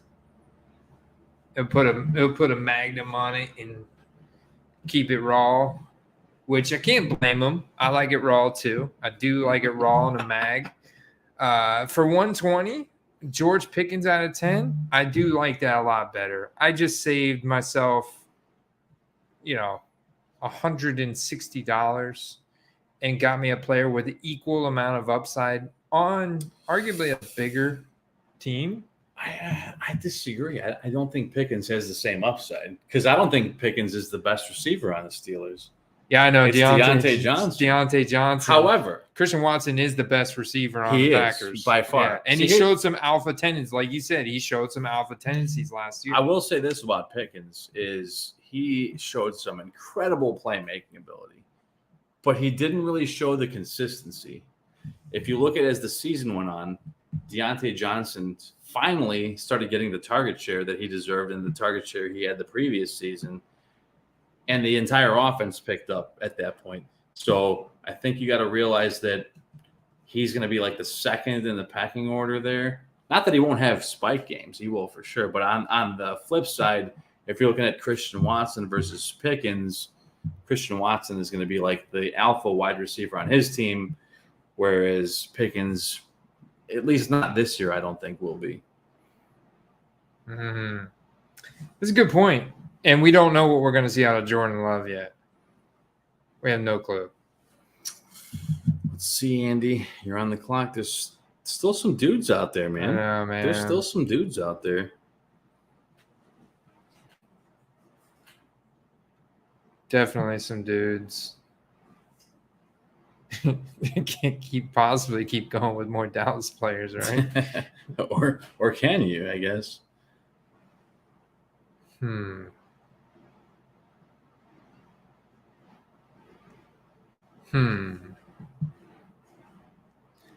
I mean, this is a young man's game.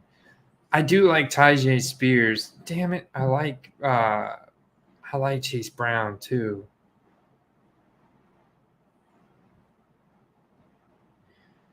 There's a pretty big difference between Tyjae Spears and Chase Brown, though. I feel very compelled to go with a Tyjae Spears, especially on a rookie contract. I mean, that O-line is still good. They did lose a few guys, including one of them to the Bears, but you got to believe there's still a run-first team. I auto-drafted like 5 minutes ago. At least you got Roschon Johnson. Yeah, I do like Roschon Johnson. Here I am still like debating, looking at picks. Hey, at least you've educated the next guy who might take the guy you were thinking about getting.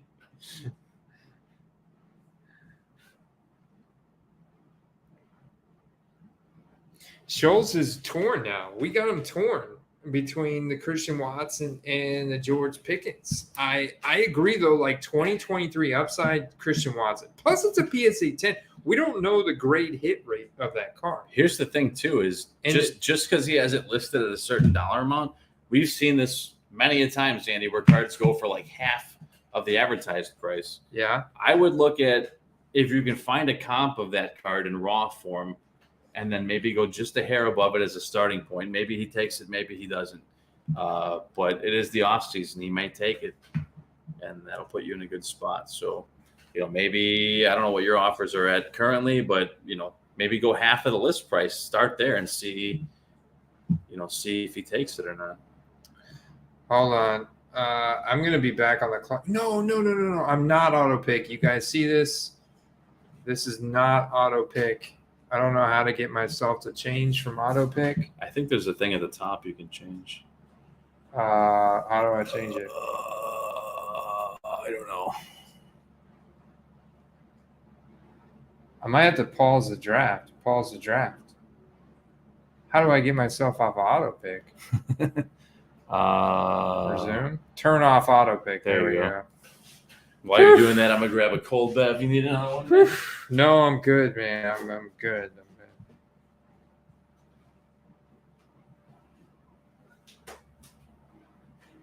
Somehow I've just been polishing beers over here, dude. I know, man. You're a tank, dude. Tanking it up.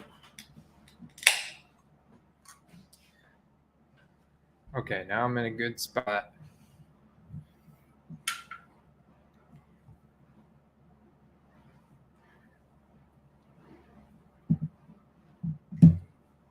Tyler Boyd. Wait a minute. I did pick CJ Stroud, didn't I? Yeah. Is Nico Collins out there? Oh, almost. Can I get a Nico Collins in the house? Absolutely, Woo, man. Baby, let's go.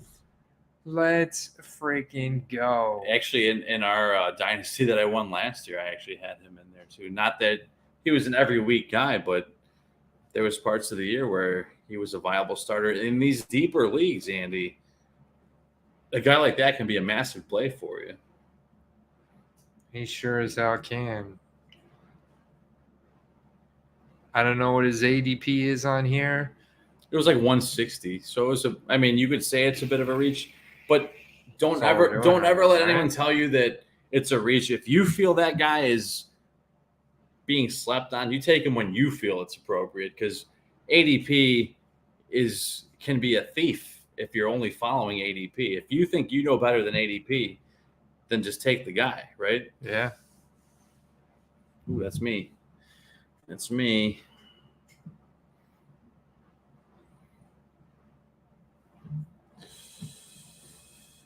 All right. Shotgun a bear. Derek wants me to shotgun a bear. Oh, man. There's a couple dudes I like. Let's see. Grab it for steal. There's also some major garbage out here. Focus. Look at that focus. No, you got to pick your pick, man. You got 50 seconds left. Can't be. I'm dialed in.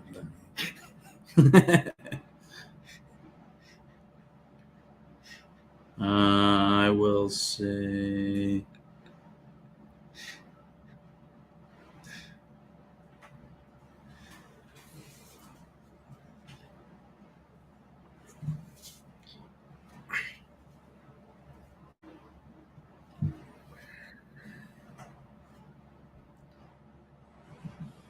How do we get so many auto picks? What the hell is going on here? Oh, Brian is on auto pick. Brian's savvy enough. He may have queued up a bunch of guys.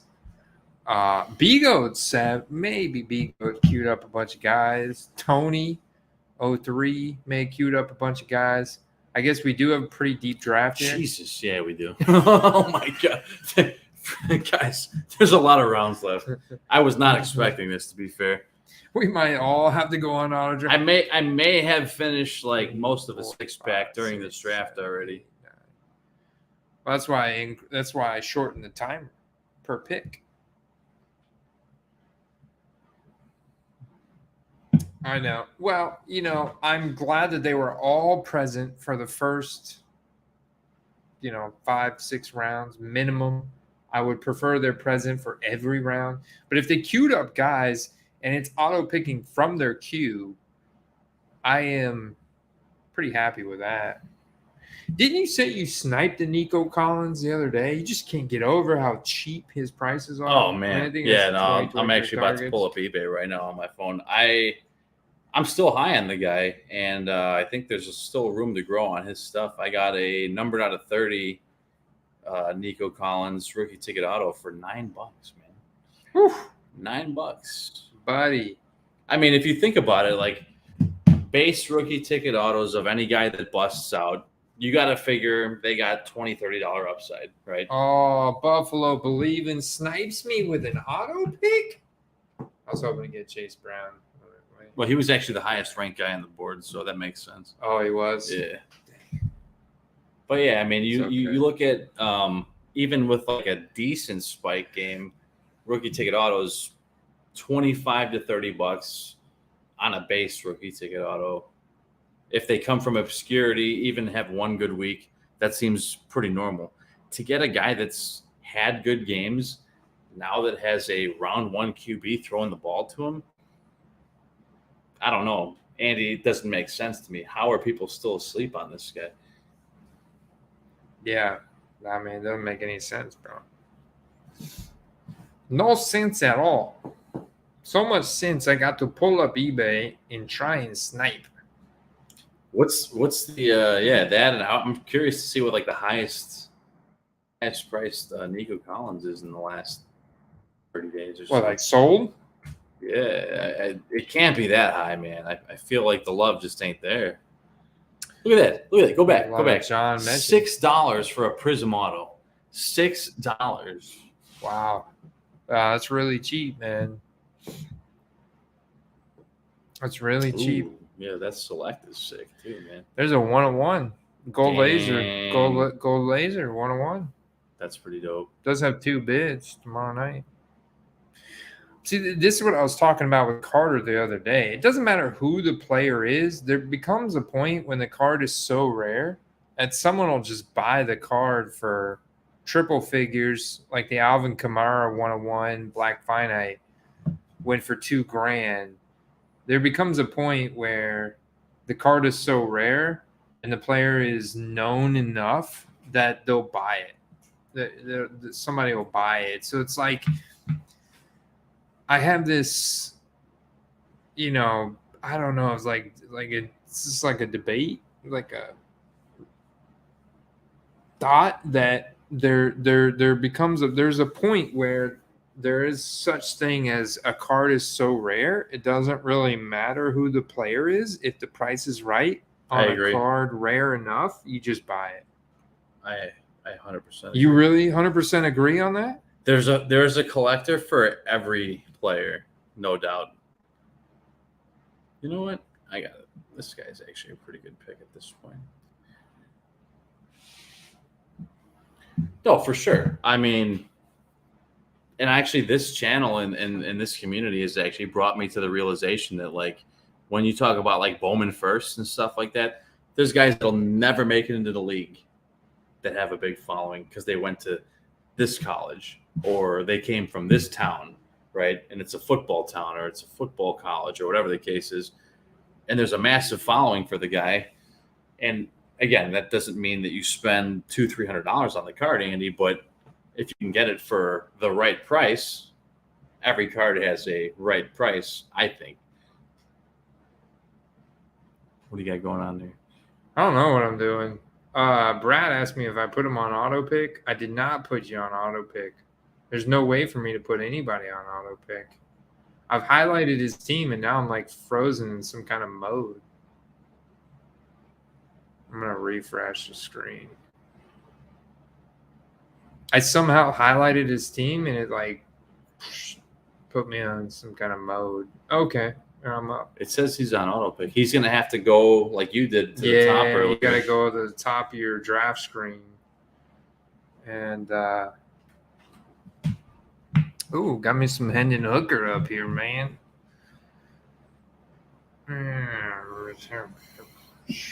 DPJ in the house.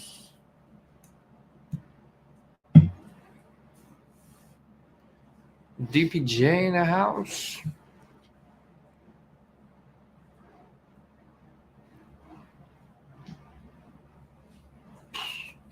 Interesting draft for me thus far. Got some studs. Got the Superflex locked down. I'm gonna have a starter there. Got the wide receiver 1 locked down. Got the RB1. Got that. I'm ride or die Cowboys every week, man. Got Swift as the RB2. Kendre Miller, David Montgomery as the RB2. In my opinion, that was a steal, man. The 9.8. The thing is, too, in leagues this deep, man, there's juice at all the positions, man. There's juice at all the positions. Filthy goes Baker Mayfield into 15. I gotta say, I'm torn, man, because I looked at him myself, but even though I'm donning the cap, there's no way to know. They are hinting that he could be the starter, but there's been no starter announced. I don't know how you got on auto, Brad, but I don't know, man. I assume that maybe your one of your last picks or something got. You're up. Buddy. Oh, okay, I'm up. Got picked, and then it got auto picked, and then it automatically put you on auto. That's the only thing I can think of. Let's see. I made a pretty wide receiver intensive range here. I would go with that, or yeah, just go like the full. So there's actually like a lot of interesting options here.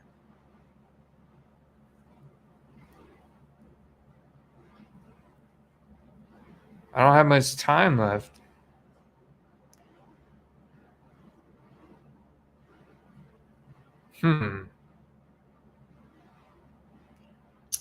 What's it gonna be?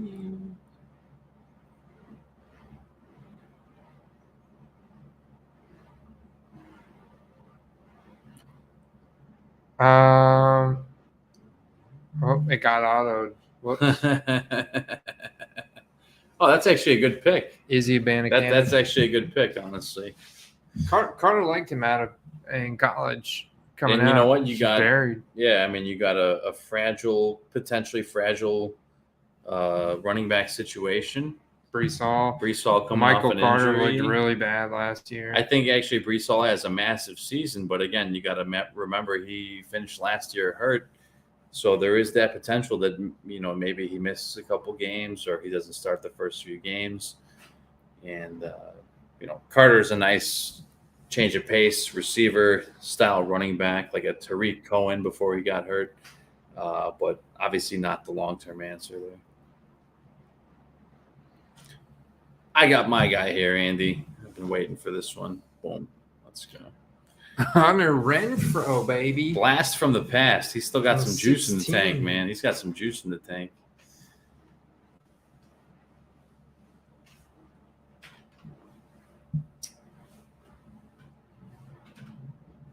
The guys wanted us to do a chug a beer and a shot, man.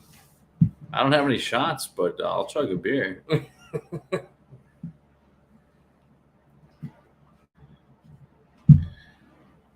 Never turned down a beer chug.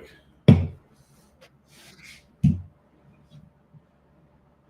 could chug the rest of my beer. I got about a half. I got about a half too. I got a half. Got a half beer chug. For the quest. The 17th round half beer chug. Yeah. 17th round half beer chug, man. I think I need it because it's getting a little late. That's all right. We've streamed longer, but we have streamed for the live stream, for the in-person live stream, I feel like we owe it to each other for an in-person chug here. So let's do it. Yeah. Is this a race? Is this a competition? No race. No, we're just trying to clear it out. Oh, trying to clear it. It's not a race, but we're going to start at the same time. All right. Go.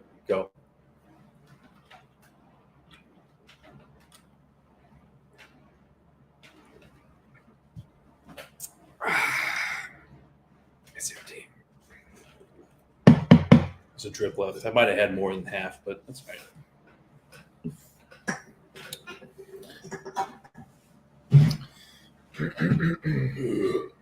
Nice.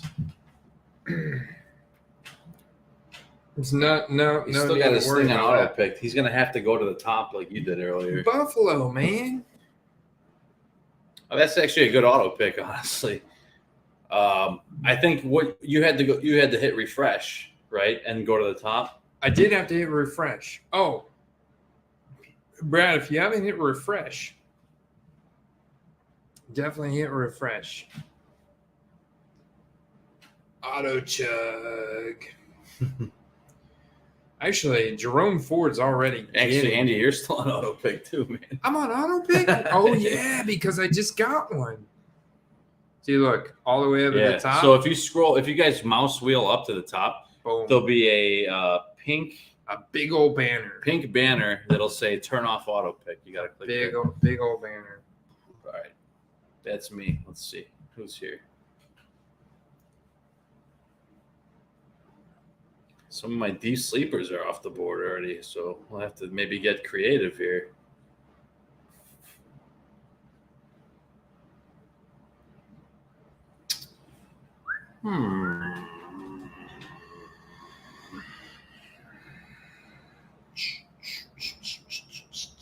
All right. What round are we in? Late 17.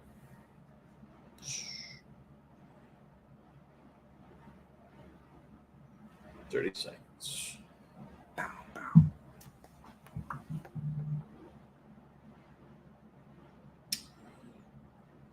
I think I can wait another round on this guy. All right. I got good hopes about this fella here. So.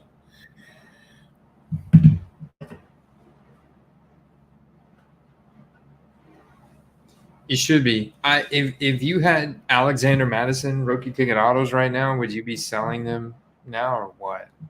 I would be listing him now. You'd be listing them? Yeah, I would be listing him now because for those that don't know, it sounds like Dalvin Cook is getting released tomorrow morning. Oh, yeah, he hit 100%. Adam Schefter, 100%. All the guys, big guys reported. They failed to trade him today. Therefore, he will be getting released tomorrow. So that is that's a big deal, man. That means that somebody else moves up the RB2 chart in Minnesota. That's this guy. Maybe, but I think it is. This guy's really fast. He runs a 4.38 40. He's got really good speed. I think if you have got those Alexander Madisons on the cheap. Look at these solds today. Damn, $5. It's nice. Yeah, they're cheap, but there are a lot of solds. See, solds. Look at that, solds. 1 of 1. Solds. Is that a real 1 of 1? It says red auto. It's not a red auto. These guys are gonna let me auto pick again. Look at him. Sneaky. Look at him. Derek wasn't gonna say a damn word, was he? Wasn't gonna say a damn word. That's the guy I like on the Vikings. That's still on there.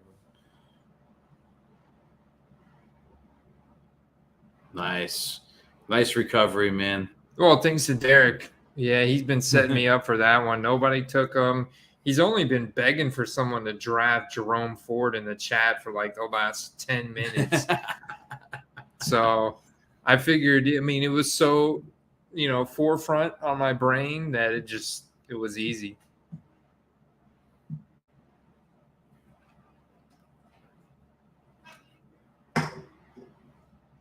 Damn, we really maxed that 6-pack, brother. Oh, you're up again. Up again? Okay. All right. I got this, man. I want to be a contender. All right, let's see here.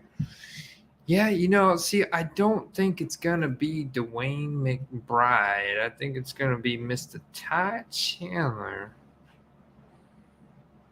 Shoot, I might as well go ahead and get him, right? I mean, if the boy's out there, I do like. Wait. What about there's a Dallas guy that you might like there? I got a good amount of Dallas guys there. I'm not gonna lie. I've got to pick quicker. this is important to me, Steve. There might have been a doubt. Clyde Edwards-Helaire is still out there. He's definitely not a shoo-in, but he is a what we call a high risk, high reward guy, which I guess at this point of the draft is reasonable, right? I'm gonna pull up Ty Chandler's profile. Be prepared to be amazed. You know the I big gotta get knock rid on of all this McBride stuff. though. I gotta get rid It's of all not this that he's stuff. not efficient. He had a couple of fumbles in college, and that was the only knock on him, honestly. McBride? Yeah. What? Yeah, he's totally unproven. He's a rookie, too, right? He's a rook. This is the thing. Look at that. Look at that juice. 5'11", 204. I was You trying got it to- like that. I was trying to minimize that, so I'll blow it up. Wi-Fi is great here, by the way, for a hotel. Future reference. I'm not gonna lie, I'm pretty surprised. Shout out Is to that the, me? Oh, I'm on the clock here. I don't know what the name of this hotel is, Steve. Shout out to the name of this hotel. I don't know where you're staying at. It's nice. Nice picture on the wall, too. It's a high quality establishment. We'll keep it Yeah, you simple. got a nice corner room here, man. I mean, literally, we walk outside and the ocean's right there.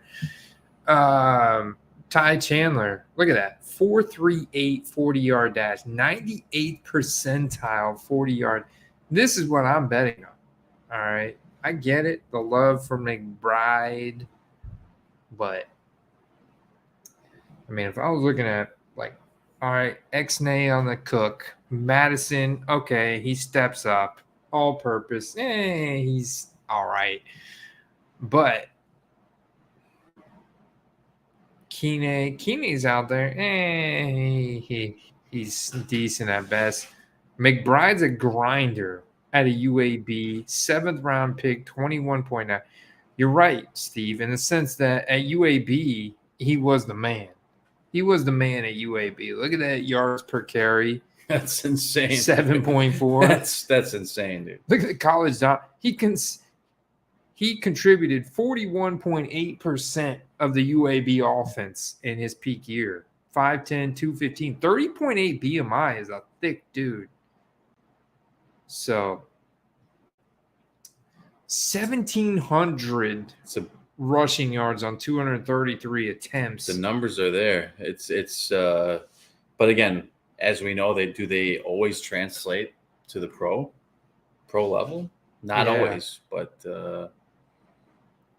it could be, man. It could be, honestly. Oh, Brian took him. Brian's got him teed up. Hey, good for him, man. Honestly, on the way back, I would have grabbed him. I would have thought he would have slid for a bit, but in a lot of best ball drafts, Andy, I have Madison and McBride. I'm not going to lie, and I think that's a nice little 1-2 punch.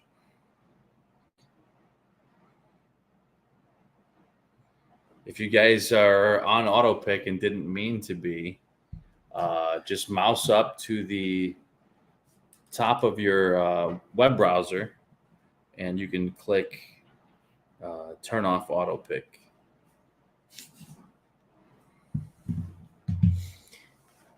Later, late stick. Appreciate you hanging out with us tonight. Appreciate your contribution to Steve's birthday present. Are you going to use that webcam? Yeah, man. I'll be home next week, and I'll get it set up. And a week from today, hopefully, we'll be rocking and rolling. So, this one, part of the reason why I got it is because it said no driver required. Where did it say it? I'll tell you this. Driverless. Okay. Driverless. So it's and I know you're always saying it needs a driver update or something crazy like that. Yeah. This one's driverless. I think it's more like this one. And it does have a little microphone. And I don't know how good it works. Amazon had great reviews on Amazon. We're definitely about to find out. All right, what do we got here?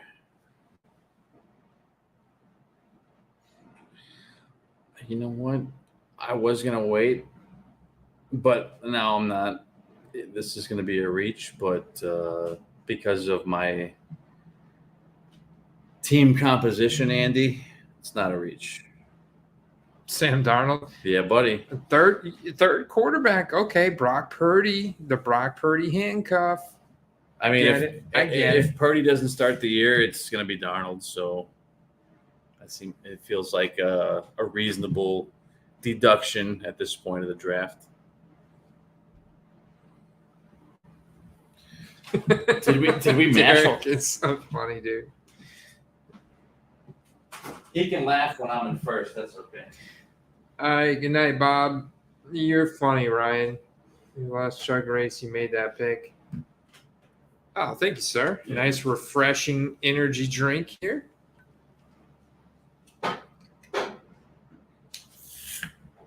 Keep an eye on my phone. Oh, you're on the clock, by the way. Oh, I am on the clock, and I do need to maximize my time on the clock We'll because flex my ear muscles.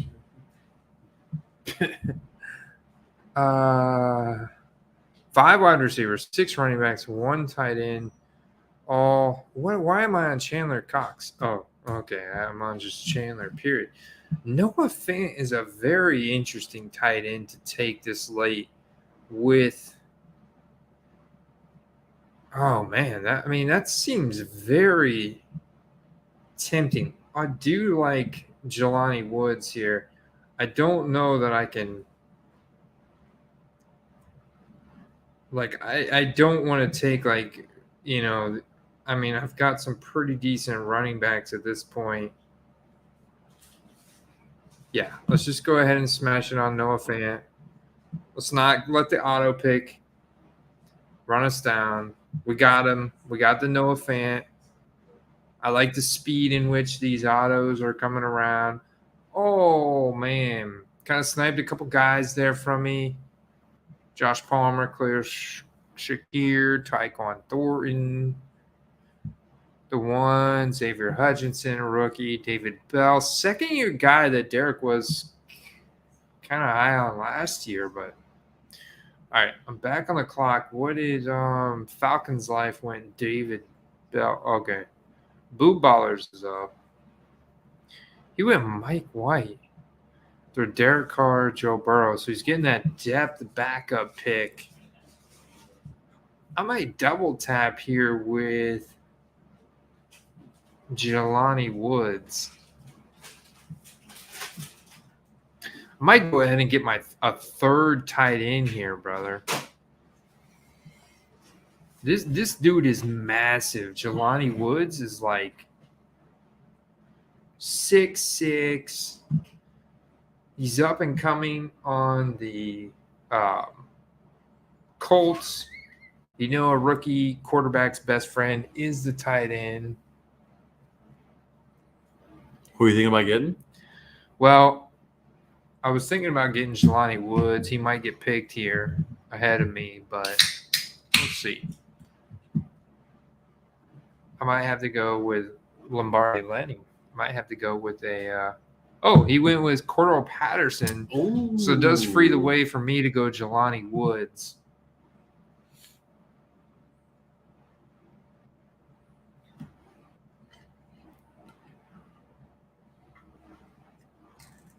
Damn, dude, this. Oh, what a great pick by Scatter here at the 20.7. Paris Campbell. Oh, man. Yeah, Nice, that's dude. actually a really good pick this late. I've actually been looking at him. Damn, I should have gone Paris Campbell there just because I don't have a whole lot of wide receiver depth. I've only got 5 wide receivers. That scares me. Or no, I've got 6, but I guess because I'm used to having like 5 in the first 7 to 8 rounds on Underdog Fantasy, which we will be back. We'll be back, man. I'll be back.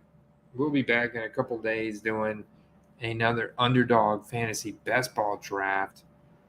30 seconds per pick. That's what Bush Leaguers is used to. That's why he's like chomping at the bits because he's used to that Underdog 30 second per pick. Are we doing a basketball draft after this? No, but it's a good idea. Even if we don't both partake, we should at least do one for the channel, maybe. with our brain trust. Our Do brain one. trust. We'll somebody just auto picked Samir White. I'm not opposed to these auto picks this late if these guys have got guys queued up, because we're getting through the rest of this draft pretty quick. I mean, and to be fair, if you really look at it, like some of these guys that are getting auto picked, Josh Palmer, Shakir, Thornton, Tucker, Zamir White, Gallup, Deuce Vaughn, not bad picks. They're guys that should have been picked at that round of the draft anyway. So now, Andy, do these leagues, this league, for example, do they have a taxi squad? Yes, four-player taxi squad. Right on. So you can put up to 4 players in the taxi squad, stash them there to the first week of the regular season. Mr. T took one of my favorite sleepers, Rodriguez. One of my favorite guys I've been taking in best ball this year. This guy? I've been taking Chris him. Rodriguez? I've been taking him deep in best ball this year. I never They've even been heard using of him this as guy. a passing down back. I gotta go look up Chris Rodriguez now. This is a new sleeper. Yeah, I've been taking him late. You can get him late in best ball drafts. Steve, you surprise me every day. Always surprise me. And the man. fact that they are, utilizing him as a receiving back. He looks like he's high in that picture. He does look like he's high, actually. 6 foot 217. That's a pretty big dude. BMI. That's a big BMI too. 29. Six round draft pick. 82nd percentile yards per carry though. That speed score is legit too, man. Yeah, speed score. Yeah, I mean speed score is legit. I think it's interesting. You know, they do have a. You mentioned you're taking him in best ball drafts, and the Commanders do have a sneaky, like high upside shootout potential in Week 17. I don't know if you know that or you realize that, but I was looking at it the other day. It's slipping my head at the second, but who are they playing? Damn it! I should have the Week 17 schedule memorized. Dang it! I cannot. Hold on. I'll tell you guys in just a second because I had it pulled up here. File. It's probably like under the open recent type thing. Yeah, there we go. There we go. It's on the screen. It's in Excel. Yeah. It's weeks 1 through 4, and then I got weeks 1 through 4 is for the hobby, and then week 17 is for best ball on Underdog Fantasy promo code Quest. 100% instant deposit bonus up to $100.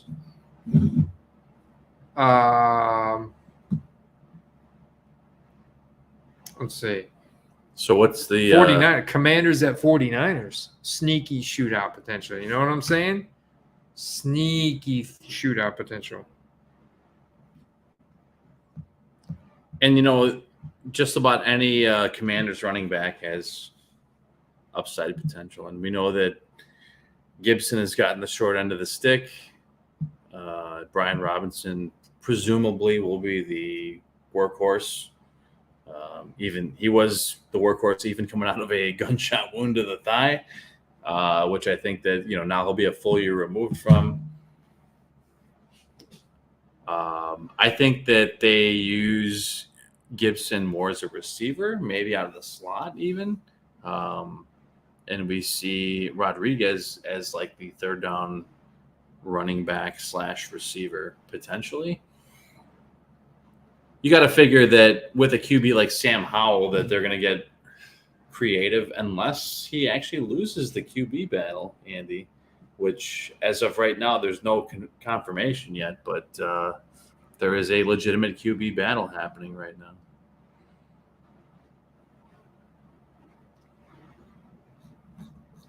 Dang, dude. Man. Did I you ran get? out of Oh, time. you did. You better get off auto pick. I don't know. I'm going to drop this guy.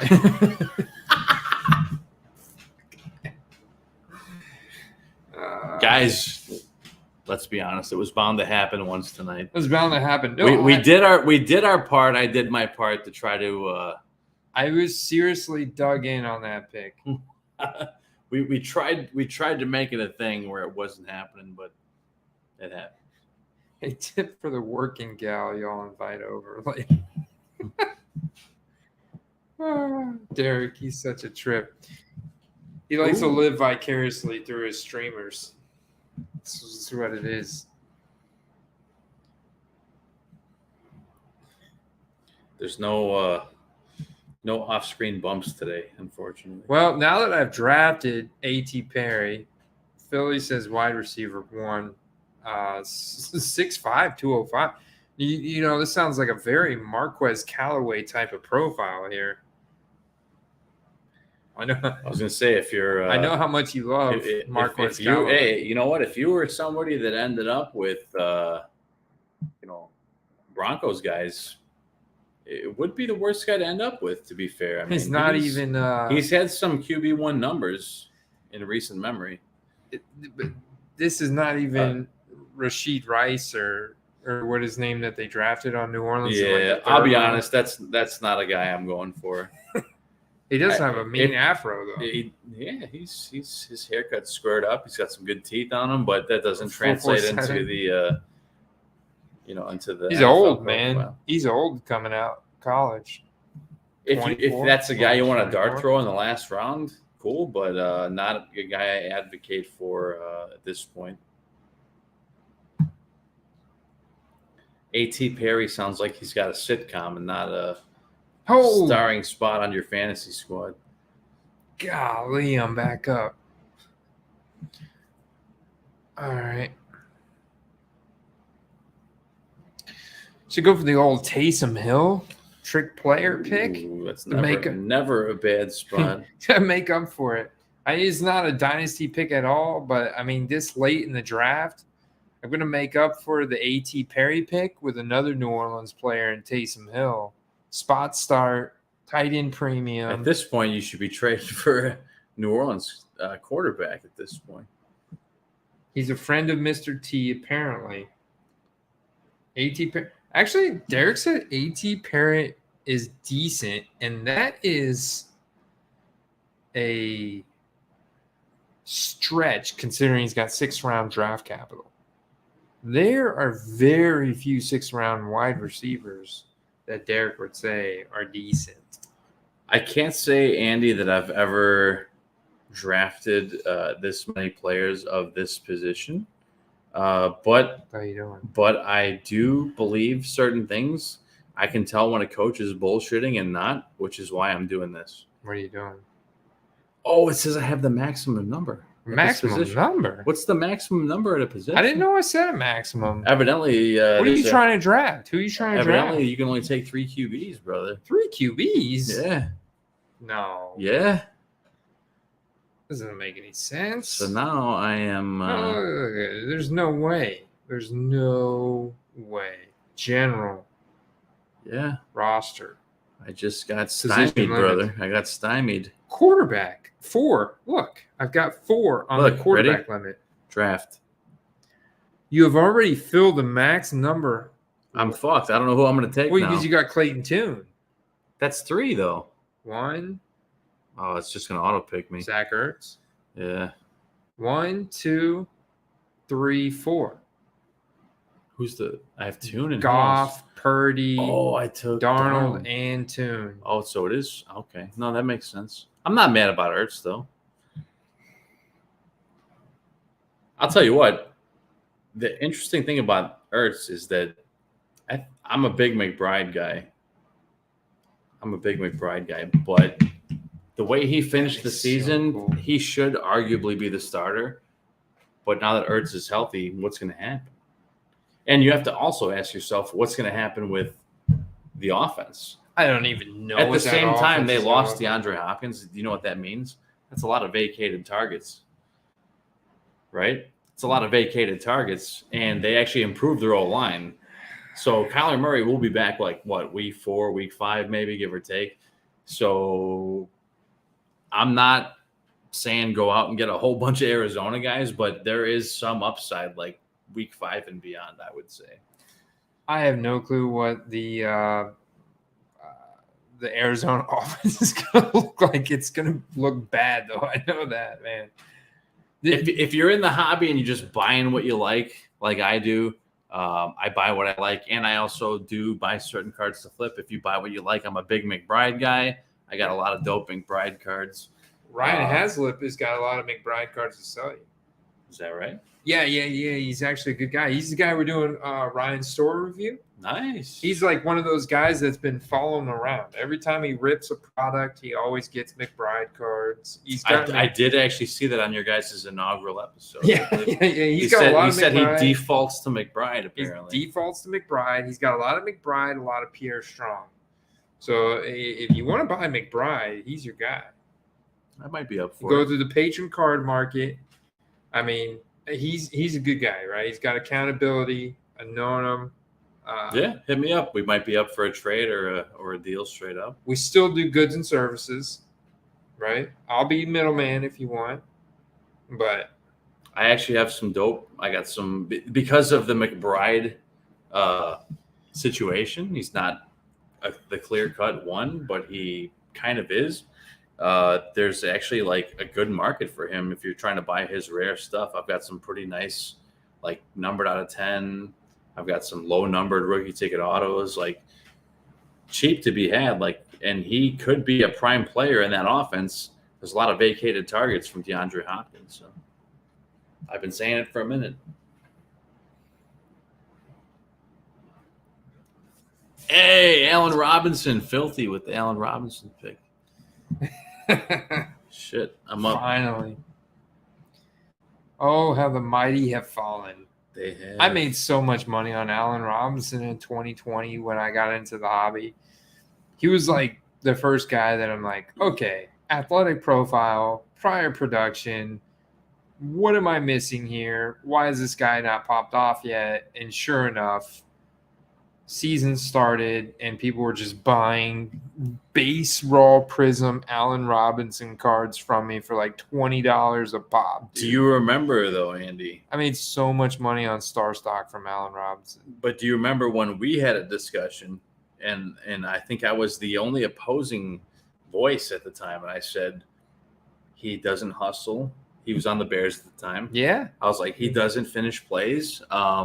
And it was a lot of it had to do with that he wasn't happy with his situation with the team, which I get. But at the same time, if you're not out there trying your best, like that's just who you are, right? So if you didn't notice, it carried over to his next squad, and you got to be real skeptical about his value going forward. But he could have some good weeks. To get him as your last pick, I think that's a big value. If you're going deep in on Allen Robinson, I'm not all about that. But to get him as your last pick in the league, that's a great value. Yeah. It's a great value. Got our man Woodban in the house. We got Woodban in the house. He said 2 questers in one room. What the? Dude, rare occurrence, man. And in about 6 weeks, it's going to happen again at the National, man. Yeah. You're going to have three or more in one room. Yeah, 3 or dude. more. It's going to be lit. Oh, my God. So many. It's so thin right now. Cole McCoy. All right. Yeah, Derek, I remember like a couple weeks ago. No, he's actually good. I like Derek that guy. said draft Lou Nichols. Like, I got him in a few best balls, too, because I don't want to run down the clock and risk an auto pick of getting Jameis Winston. Definitely don't want to do that. like boot ballers did. He's diehard. I'll be honest, Louisiana, though. man. I'll be honest, though. If he didn't get that spinal cord injury, I was high on Jameis Winston. Without that spinal cord injury, man, he could have had like a 4,500-yard season. After the LASIK surgery, Andy, he was way more accurate, man. He wasn't turning the ball over. The man threw, what, was it 40 or 50 touchdowns with the Bucs? But he had like an X amount of interceptions that were just about the same. Like, he's got a way high upside, but the injury upside is obviously the more pressing issue in modern times. Oh, my man Joey getting married. No, sir. Can't skip the honeymoon. No, I wouldn't skip the honeymoon, man. No, the honeymoon is where it's at. Yeah, the honeymoon's where it's at. Skip the wedding. The honeymoon is where it's at. Yeah, skip the wedding, come to the national, then go to the honeymoon. Say, honey, we'll meet up on the honeymoon. The big wedding is overrated. It's one day. You'll spend your life savings on one day. Go to the national, have a nice honeymoon, put a nice down payment on a house. Actually, you could have the biggest crowd you ever wanted at your wedding at the national. True. I mean, True, man. do it at the national. That's a big deal. Yeah, and some of them might be strangers, but you'll get a lot of people. You could probably reserve a stage for 45 minutes, and I guarantee you, there's like a preacher at the national somewhere.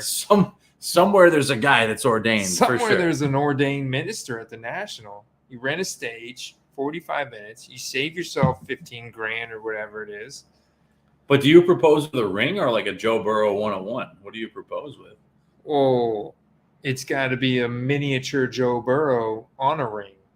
You put like a slab with like a loop around it? Yeah. Put a little slab with a ring glued, super glued, or what? I don't know. Fancy. Well, Joey's fancy, so we'll say it's fancy. So it's like, gem mint 10 means like the same as like having yes. All right. Yes. It's a gem mint 10 diamond ring. Tell her you got her a gem. You got her a gem. And you'll be honest. You'll get her a gem. And there you go. It is what it is, man. She's a gem mint 10. That's perfect. But in all reality, man, if you can hit the national, that'll be a good time. In life advice, if you're gonna, I know a lot of people that have spent a friggin' small fortune on weddings, and it kind of set them back in life. If you can have a nice wedding, but put most of your money towards like a down payment on a house or paying off some, your cars or some bills or whatever, you'll be better off in the long run. So, non-sports card advice, but real life advice for sure. Yeah, for sure. That's real life advice, man. It's good advice. It's true, man. I've seen the highs and the lows with some friends that kind of went all in on the wedding, and the wedding is great.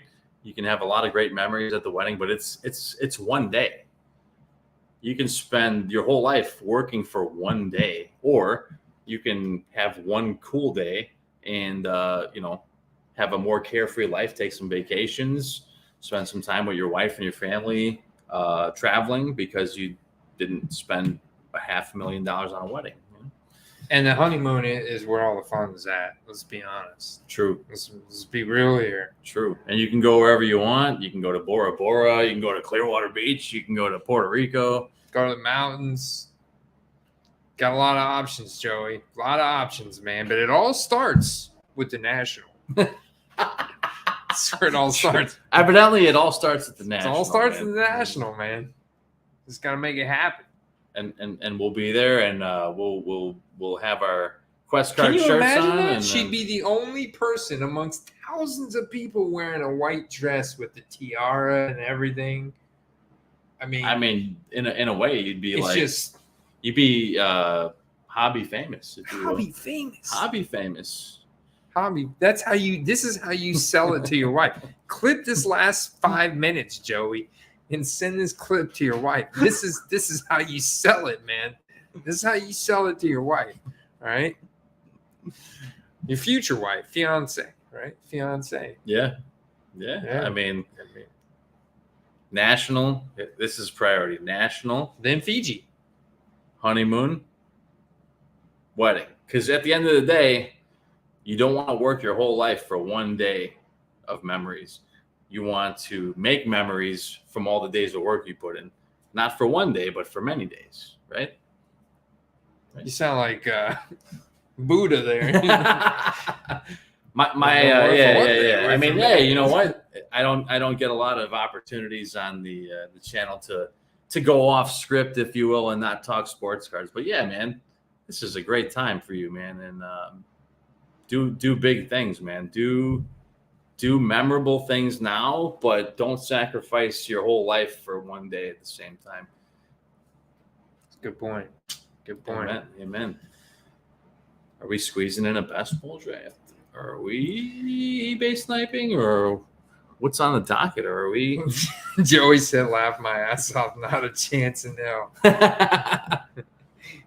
I know the national part might be a stretch, but the rest of it I was that on serious about.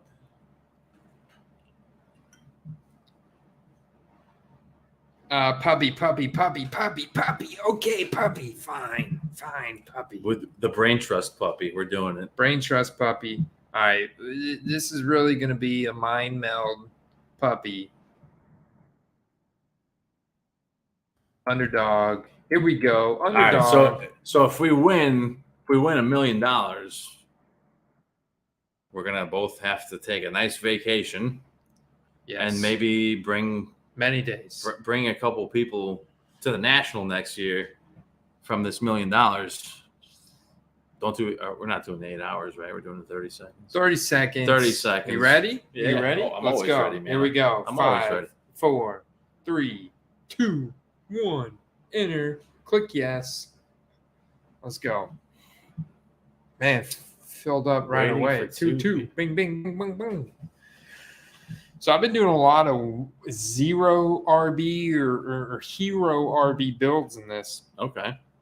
I even started off earlier this morning with Kelsey and reached on T. Higgins in the second and passed on Patrick Mahomes. Somebody sniped me, just naked Mahomes. Okay. Like they had no Chiefs players. They just went naked Mahomes. Interesting. Which I was like, whatever, fine. I'll pivot. I ended up getting Jordan Love, Kenny Pickett, and Sam Howell as my quarterbacks in that draft. All skinny stacks with Curtis Samuel, with I think it was Pat Fryer. It was Pat Fryermuth. I love Pat Fryermuth. You gotta love. If you don't love Pat Fryermuth, you should love Pat Fryermuth.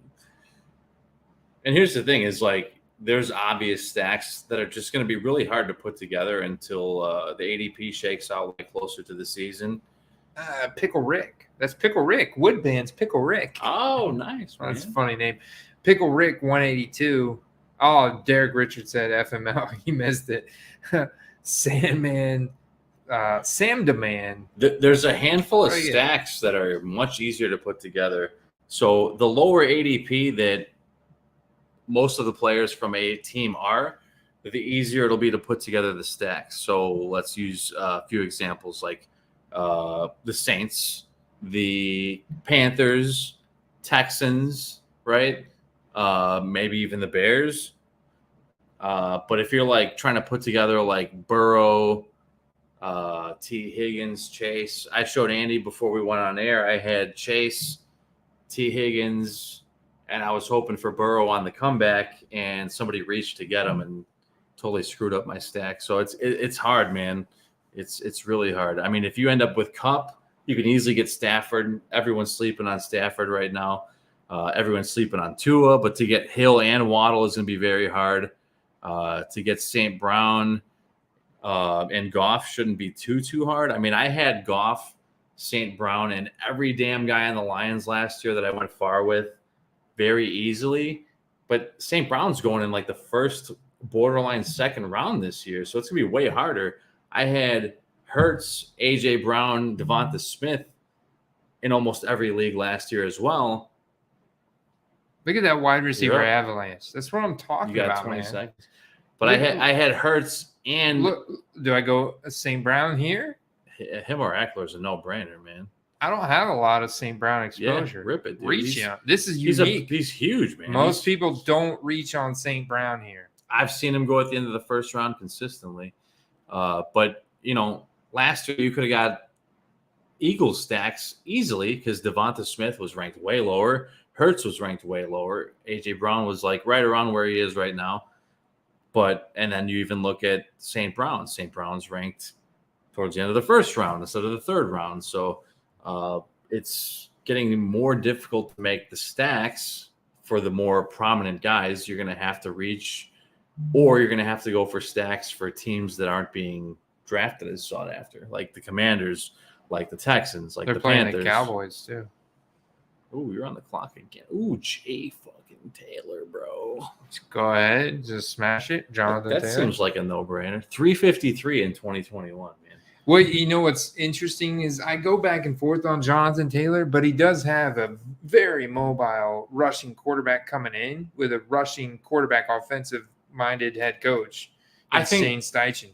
I only think that it makes the lanes open up more, in my it opinion. freezes linebackers Yeah. like a mother, right? Yeah, I mean, 100%, dude. Imagine that. Jonathan Taylor was a leading rusher. Look what he 2 did years with ago. Matt Ryan, who's a friggin' statue, Yeah. and all these other guys that are statues. Like, he made him look silly. Now he's going to be 100% healthy coming off of last year and have a whole new ball game with, former Eagles coach.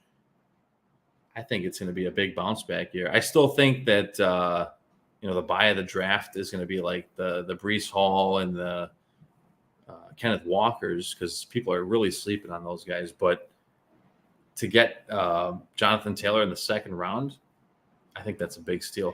Bijan is like a guy that's got massive upside that's going to upset a lot of people because he doesn't necessarily have to be relied on that hard. I think everyone just assumes, oh, this guy's going to get 300 touches. Maybe he will, right? Maybe he will. But this is all based on assumption only. Mm-hmm. Assumption, not proven production. Right. What's interesting is that the wide receiver avalanche, right? We passed up on Waddle, we passed up on T. Higgins, Devonta Smith, Chris Olave, and then I also look at the Week 17 schedule here, and I see that the Colts are playing the Raiders, which is great for Jonathan Taylor, Yeah, right? it is. I mean, Yeah, it is. the Colts at the Raiders, I mean, that's great for Jonathan Taylor. Really great. I like that. And I would want to have some Bengals in Michael there Pitt. I mean, Bengals. Okay. against the Chiefs. Oh yeah, that's an ideal stat. I think that's like kind of like the game of the week stack, super chalky. Dolphins and Ravens. If you guys remember, Ravens gave up some 500-yard passing games against Burrow last year. Yeah, they did. But I will say this, one of our drafts we did recently had some IDP elements to it. And what people don't realize is like Roquan Smith, one of the top-rated independent defensive players in the league, now will have a full season with the Ravens. And they actually just drafted a couple more defensive players. They are great in the front four. They are great at the linebacker position, but their secondary is still very lacking. Very lacking. So they're going to still be prone to give up a lot of big plays, but there will be games where they don't give up big plays, where they will actually limit their opponents to, not a lot in the run game or in the short game. But like guys like Burrow that just are prone to take the top off of a defense, Baltimore is going to probably give up some big games this year again, but as an overall defense, still be decent. We got some QBs going off the board here. Hopkins going off at the 3-1. Wow, man. You love how his ADP. Somebody asked earlier if that rookie ticket auto bot, his rookie for $50 that I put in my video when he first got released. Yeah, it sold. But the thing is, his rookie ticket autos have sold 4 or 5 times since then. They're now up to like $85 as the cheapest one. I've seen confirmed sales of 70 to 80. All right, I'm curious. After your next pick, Andy, I want to know what's the price point difference, Breece Hall and Ramondre Stevenson? Breece Hall, Ramondre Stevenson. Yeah, because I think that output-wise, they're actually pretty similar, even though Breece Hall is going to be more of the bell cow type back. Ramondre is a bell cow, no doubt, but they actually have picked up guys that can eat into his workload just a bit. But I think ultimately they finish with like around the same amount of fantasy points. Talking about James Robinson? Yes. Yeah. And he's now 2 years removed from That's the right. Achilles. And that's actually about the time it takes to recover from the Achilles. Just saying, I know personally because I had that in the last couple of years myself. It is a long recovery to come back from that. Let's see here. We are back on the clock, sir. Najee. Just go ahead and double tap running back here. Oh, that's juicy, man. It is Their juicy. whole line is improved. I think that's a unique start, too. yeah. There's not a lot of Amon-Ra Taylor Harris starts. No, Like, there's not, man. oh man, we're Very, looking. very unique. Very unique. The Bengals are, the Steelers get the Seahawks. That's gonna be a Oof. high scoring game, probably. Yeah. It is in Seattle. You know, they got the 13th man. I get it. Yeah, But their rushing defense was one of the worst in the league though last year. I will say this: secondary. the fact that the Lions passed on the defensive back and went Jahmyr Gibbs blew my mind. And then the Seahawks ended up with that cat from Illinois at defensive back, who I think is the steal of the draft. Devin personally. Witherspoon. Yeah. I feel like that guy's like the next Patrick Peterson. That guy is super good, man. And that's really what the Lions needed. And I just think that because of all the guys they lost to gambling, they made an impulse pick and took a guy that can benefit them in the receiving game, even though he's not a receiver. You think they knew about? Because there was another guy that just surfaced with gambling. Oh, no, it was on the Colts. It was a DB on the Colts. Got a big like swath of wide receivers here that we should probably pick one of. I'll let you. I mean, do we take C-Dub? It's best ball. Christian Watson? Yeah, it's best ball. Why not? Yeah. Oh, we already took him. Yeah, we took him. We totally meant to do that. My rankings are not the same as Underdog rankings. So I've got the player profiler rankings uploaded to Underdog. Oh, nice. So they're different than what the straight Underdog rankings are. So I got a little differentiation there. But Derek has I just totally accident. But Derek has a good point here. You need 3 wide receivers in the next pick, in the next 3 picks because of the wide receiver avalanche. I mean, look how many wide receivers were taken in the first round. 7, 8? Insane, bro. Yeah, for anyone that's done a handful of these best ball drafts, it goes deep, it goes thick at receiver. Like, look at the first round. I mean, they're all receivers. Look at the second round, mostly all receivers. And then it's not till the third round where it kind of tapers off. And then you look at the fourth round, and it's like, oh, it's all receivers again. And it's like, it's going to get thin real quick. And I get it. It's best ball, and there's some deals to be had out there. But you got to decide real quick, you know, are you going to go RB heavy, or are you going to go receiver heavy, which I think is a little bit safer, and then take some long shots on running back. So, Tony at the 5-1. Lazy kid. And you know what? I will say this. He's got Tony and Mahomes a polarizing pick. But there's a lot of people that think suddenly he's going to be a wide receiver 1. Until they pick up DeAndre Hopkins. I will say this, man. He's Travis Kelce's the wide receiver 1 on that. Tony has got all the athletic upside, but the guy is somehow he fits the New York Jets profile to a T. He's hurt constantly. The New York Jets profile. What, you mean the Chiefs? No, I'm saying like he came from the Jets. Like everyone that comes from the Jets or the Giants, you mean? Giants, excuse me. Yeah. Everyone that comes from the Giants fits a certain injury profile. If you look at OBJ, Sterling Shepard. Right, Sterling Shepard, all those receivers fit a certain injury profile. Yeah. He still fits that profile. It will take some time to break that stigma. Kenny Galladay. He's not even play in the league anymore. You look at Cousins. People were like, oh, he can't play in prime time. It took till this year to break that stigma, and he's been in the league for X amount of years. So, like, hey, Woodband said over-under games played for Tony, 9. That's and pretty then Derek Richards says under. 7 might be a good number, right? Yeah, but there's some guys out there though that think he's I will playing say all this. 17. I will say that if it's 13 or more, then he's a good pick in the 7th or later round. I still think 5 is just a big reach, but because he has Mahomes, you know, he's shooting for the stars at this point. You know. Yeah. At this point, I refuse to reach on any of these quarterbacks in a single quarterback league. Ayuk just went. Ayuk in the 5th. That's a good. Love that. You can't go wrong. Honestly, love it. This guy's taken 3 great picks: Jacobs, Amari Cooper. Those are all super safe picks. Yeah, man. I mean, how do you go wrong there? NF42 is a highly experienced drafter here on Underdog Fantasy. You know, Those are all great picks, man. All right, we're up.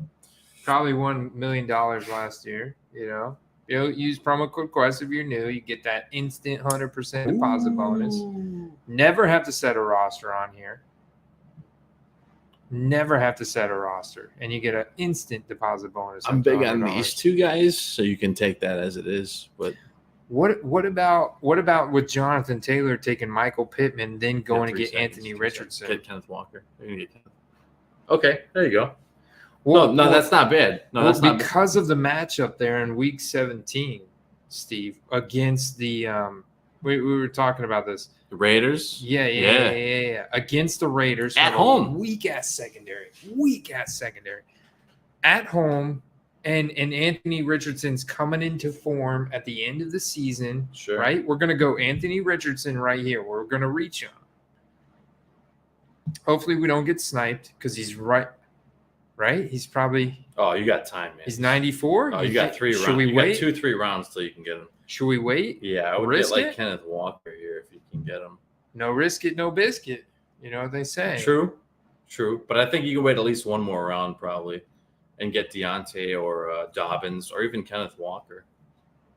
Oof. Our running backs are Jonathan Taylor, Najee Harris already. This is a very interesting roster build that I'm really liking so far. I'll tell you what I like the most about it, and it's He got autoed Kenneth Walker. okay. I guess we go Deontay now? Your I guy like it. or Nah. Burks? Deontay? I like or Deontay. Burks? Yeah. And you know what? And if Tennessee ends up absorbing DeAndre Hopkins, Yeah. Burks, though good, becomes the second receiver there, right? That's true. He's there this weekend. He's there. I start him up and I put him at the top just the for the record. interesting It's thing not about out of Deontay Johnson, Andy, I watched a video on Deontay Johnson about how he was the least lucky receiver in the entirety of last year. He had 0 touchdowns, 0, and that is an extreme unlikelihood, right? We can also get Kenny Pickett now. Right, Stack and it's 'cause we got deep, Najee, and you have yeah. Najee too. You can get Kenny Pickett much later. Yeah, much later.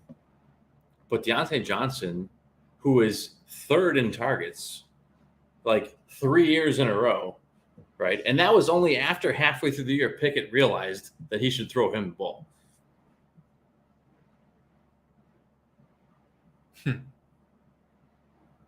I like it, man. And you know what the best part about this, and this is like an underrated aspect of these drafts, is unique, right? Yeah. Because there's guys that have the same 10 guys in their starting lineup and then a couple of mismatched guys. But if said guys go off, there's very few people that have the same guys on their lineup that you have, you know. That actually speaks volumes. I just star them up so I don't forget about them. They're always there.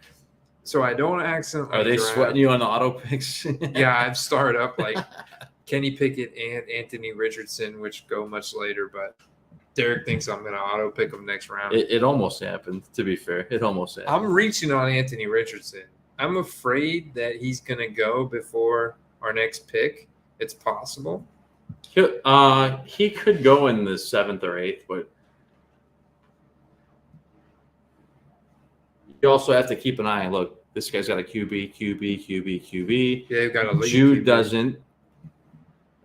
G Money doesn't. Pickle Rick's got NF Joe. doesn't. And you don't. And Smoking, whatever that guy's name is, doesn't. Sir King Jared.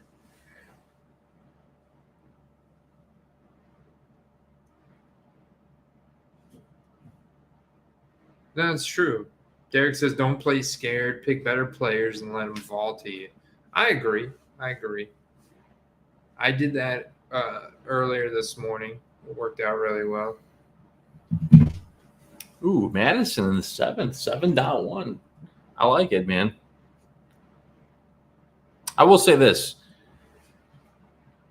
I do have faith in Jordan Addison long term, right?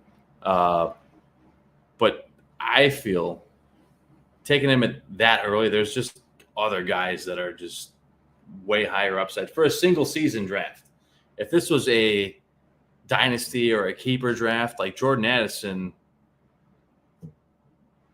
is a good pick at the 7th round, right? But I feel like in a single season basketball draft, I feel like he's just getting ranked way too high. Like TJ Hawkinson exists, Justin Jefferson exists, even KJ Osborne exists. I do understand that he is a talent and he will absorb targets from Adam Thielen being gone. But at the same time, I feel like it's just we're up next. I feel like it's just assumed that he's just going to ball out, and I think that's a dangerous place to be. We got 4. We're going 2, 4. Demont? Ooh. I think so. I think that's definitely the best pick. Yeah, in this whole little group. For sure. He'll eclipse I think he'll eclipse 200 fantasy points this year. We've got Amon-Ra St. Brown. We've now set ourselves up with a Jared Goff stack, too, with Demont. Now you're speaking my language. We could go Anthony Richardson and Jared Goff, dude. Oh, that's sick. You know, I'm a Gators guy, man. Gators and UCF. That's what it's all about. We just unlocked the ultimate underdog stack. Feel like, yeah, these guys that won the best ball league, yeah, they were totally wasted while they were drafting, by the way. That's going to be the new key to unlocking these cheats.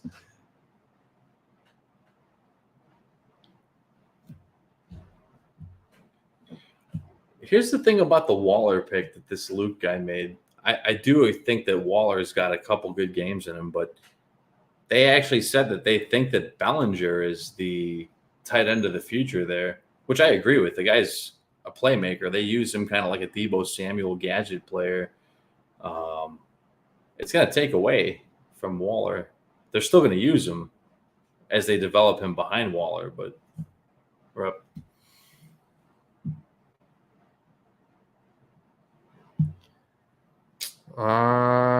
This could be. Is this Richardson? It's still maybe. It's 94? still around early. Are we though? Do we have a tight end yet?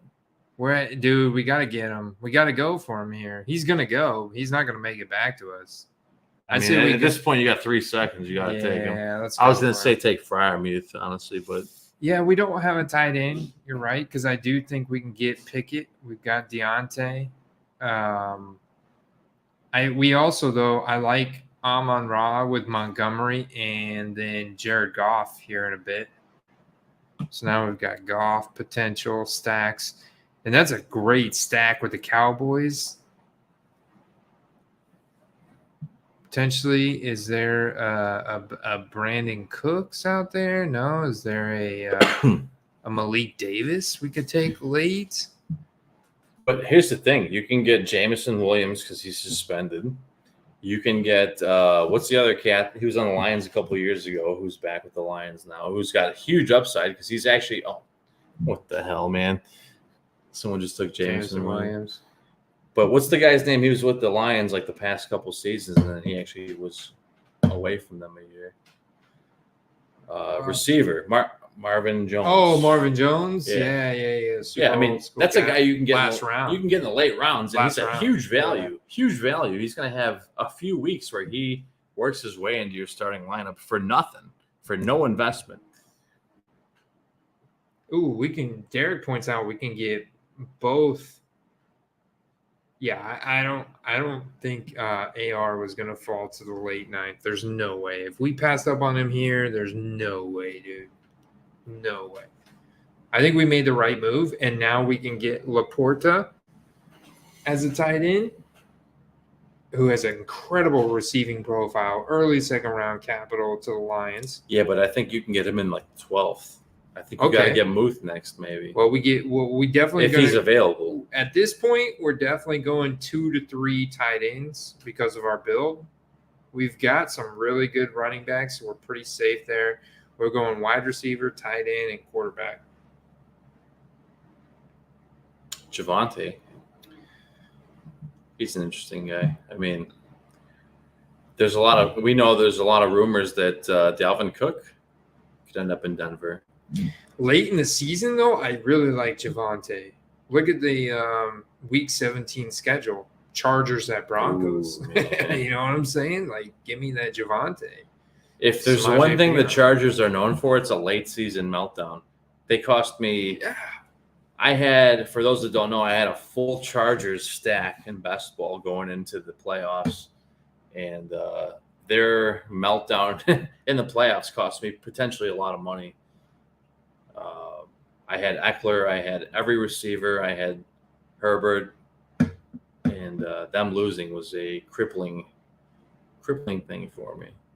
So we know they're prone to big meltdowns, and maybe with the Broncos being better this year, that could be a thing.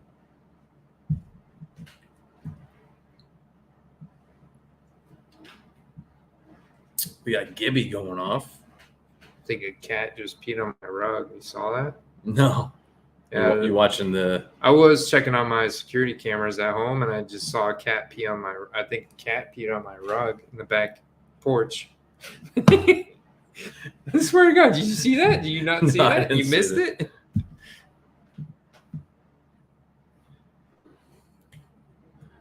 Let's see, we got 2 picks still we're up. Oh, So we gotta have like 2-3 guys in mind going into it right now. Yep. Evan Ingram, Njoku. Okay. Tua. Fantancy goes Tua. So we got Ron Patty. Oh, Patty, dude. There's Patty. You gotta take Well, it, yeah, dude. we got the Deontay. We can go with the Pickett monster stack. I'll tell you what Easy. about Fryermuth, man. Like, he could be one of Freiermuth. like the least appreciated tight ends in the league. Yeah, man. he's Like, got a monster. they lean on that guy. He's like, if you've been in fantasy for a minute, he's like a better Heath Miller than Heath Miller was for the Steelers for many years. And now this is now coming in, what, third year now? Mm-hmm. Yeah. I love Pat Freiermuth. Yeah. And he's a huge fan favorite. Huge fan favorite. He's over that there. Heath Miller, Jesse James, and that When he was offense, man. drafted, Roethlisberger called the coach and said he is Heath Miller, but better. 100%. That's out of Roethlisberger's mouth. Let's freaking go. Big Ben putting in the word. We don't have to take our Goff here. Well, where are we at? Okay, are we coming back? We might have to take Goff here. Should we go ahead and take Goff, or should we just wait for Pickett now? Or should we take both of them? Well, What's in the range? I mean, Goff is right in this range. Goff, to me, this year is better than Cousins. You either got to and take Rodgers. Harris or Goff here. Damian Harris or Goff. Ooh, what about Devin Achane? Oh, Miami. If Cook goes, Yeah, there, get it. it's too risky because if Cook goes there, he's just a number 2, maybe You're number saying, 3. What's the wide receiver? I gotta go with somebody here. He's safe, I think. And then we get, knock on wood, we get our QB on the way back. Yeah, he's safe because Harris could always have those touchdown spike weeks. He may not get like the receiving work that Cook I mean, is gonna get. he has in the past, but it's not a guarantee. This is also Derek Richards' guy. This is your guy. You Yeah. guys. This is the guy you guys have in common. It's true. If it's not 4th round wide receivers, it's Damian It's Harris. true, man. I'm a huge Harris guy. This is I love common ground. Ramondre, but I knew that Harris was the guy pre-injury, and you put him in that offense, he's got massive, massive weekly upside. He said grab some Raiders because we got the Colts, so he's wanting that ultimate bring back. Yeah, well, The Bills are playing Dude, he's got a revenge game. He's got a revenge game week 17. Damian Harris is playing the Patriots week 17. Oh no shit. You're right, man. Holy crap! Revenge narrative uncovered.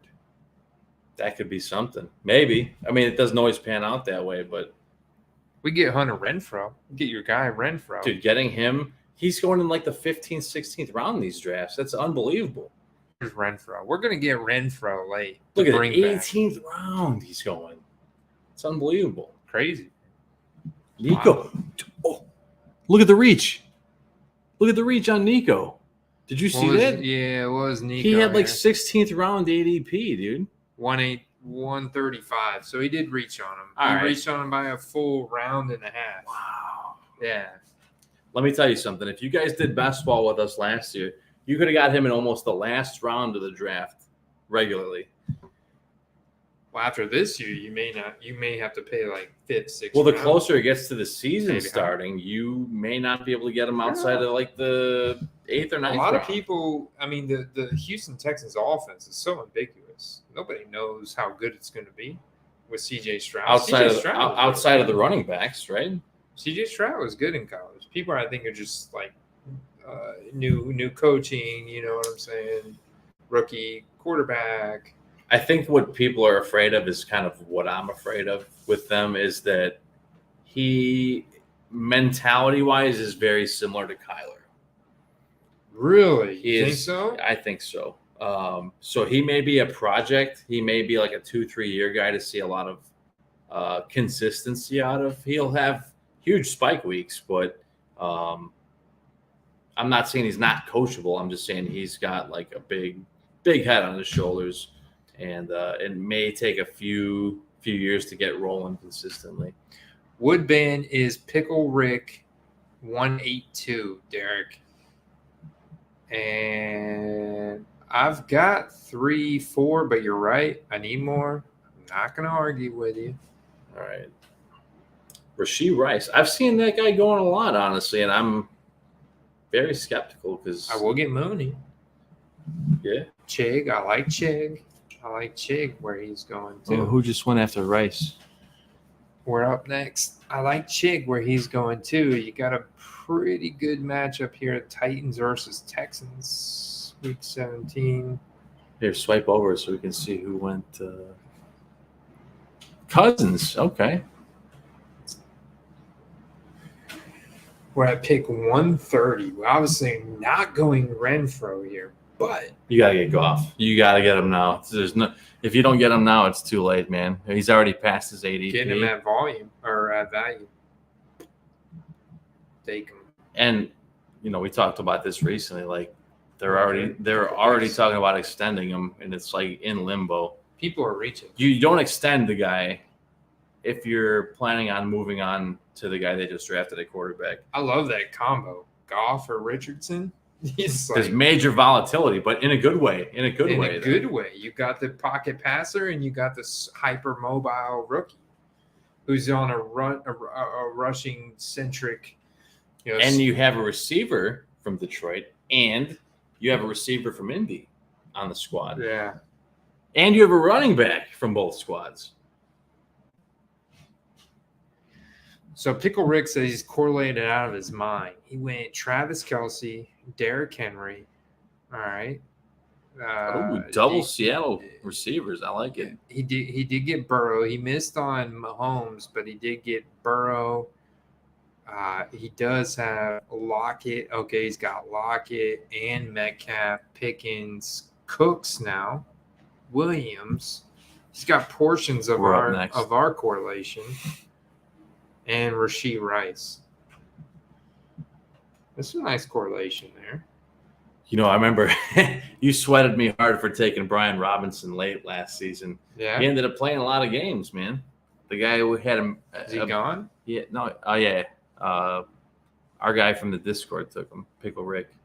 Pickle Rick. Oh yeah. But Rick. I mean, I got him so late last year. What a value in the best ball. All right, we're up.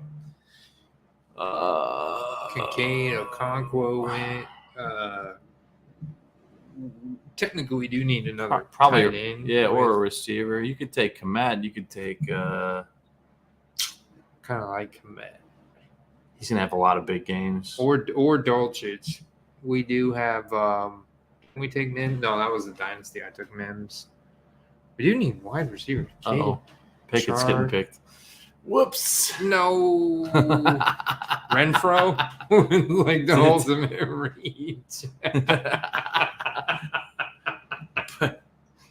Big brain play right there. Watch. I mean, if you remember 2 years ago, he had some massive games, actually. It's 2 years ago we got him at value. That's the thing is these 30-second picks, man, you got to be like on your shit, like 2 picks ahead of yourself.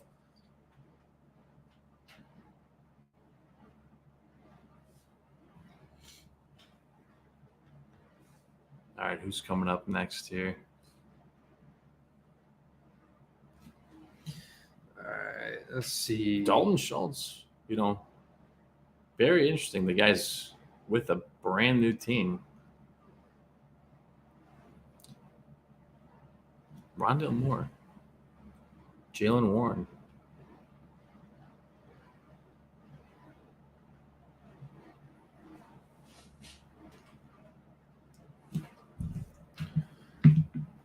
How many running backs do we have, Andy?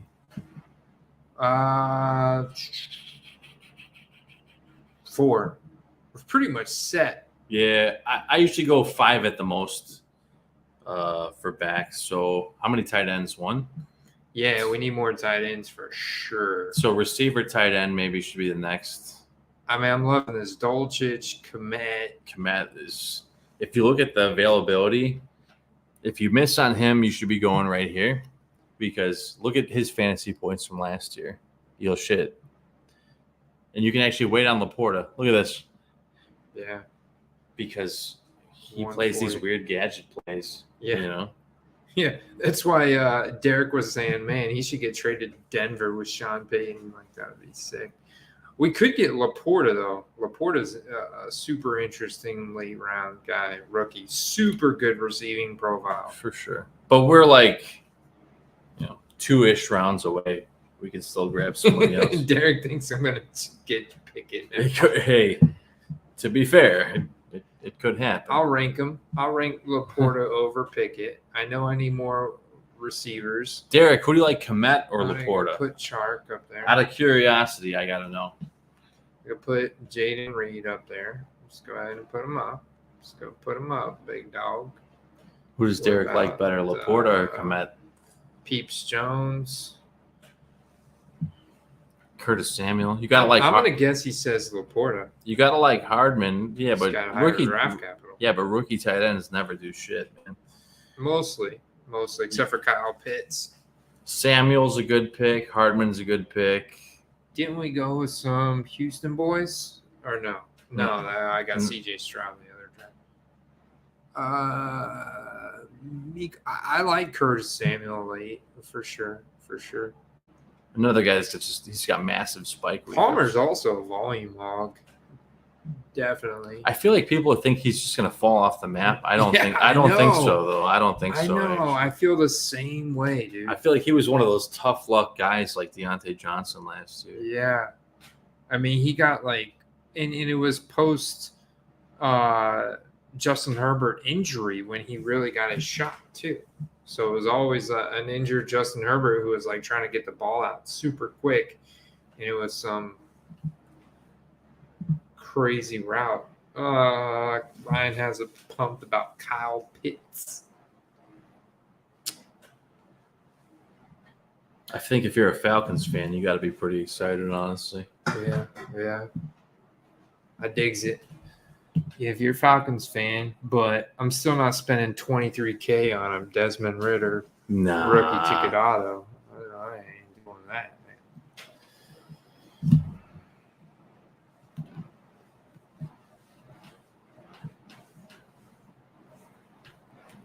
I've actually seen, we'll refer to them as other sports card influencers buy some one-of-ones of Ridder for some big money. Personally, I think that's too big of a gamble for a guy that's got no pedigree, no signs of a big bust out in any way, shape, or form. So, hey, I didn't do it, Woodband. That's your boy, sports card investor over there. You're flashing right. You're right. All right, we're up. Chark, Reed, Peoples-Jones, Laporta. I'm not mad about Chark. I know we don't have any direct spike week correlation, but I mean Chark. I've got a spike week. I like Chark. I've actually grabbed a lot of him with other. They're Panthers. Playing the Jags. The Jags are a good offense. They're explosive. They're going to put up points. They're going to force the Panthers to throw the ball. Bryce Young is coming into his own. He gets aggressive. I didn't auto pick technically because I had him start up. All right. You know what? I'm putting you in charge of this draft, Steve. I'm out of here. All right. I got the mouse, guys. I got the mouse. All right. What do we got here? Let's see.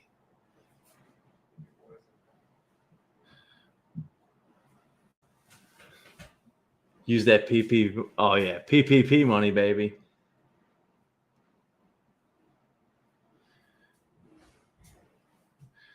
Jalen Hyatt. Yeah, all right. Let's see. What are we lacking? Do we have just the one tight end, huh?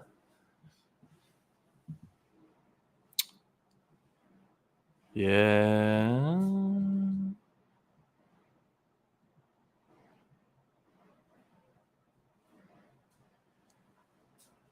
Andy, how do you feel about Taysom Hill next?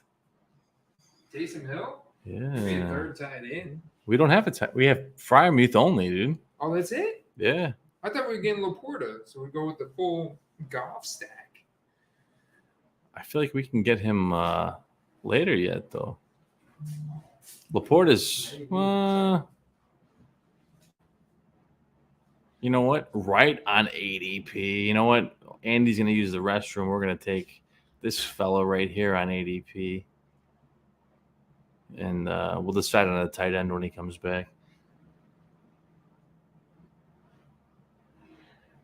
We inversed the recommendation. So we went receiver, and we'll either get Laporta or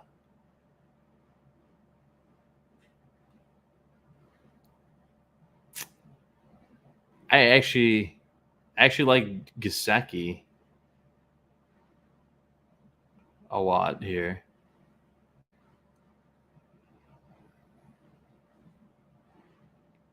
He's more of a authentic receiver than he is a tight end, and he's actually going to a place where he can play his natural position.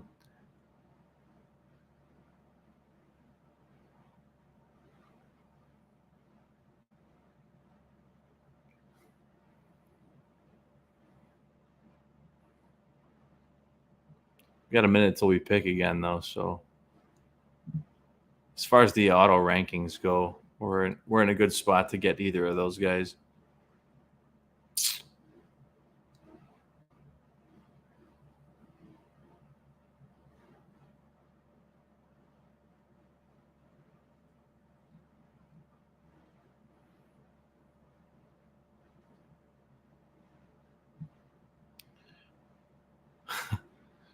How in the hell is Kyler Murray still out there?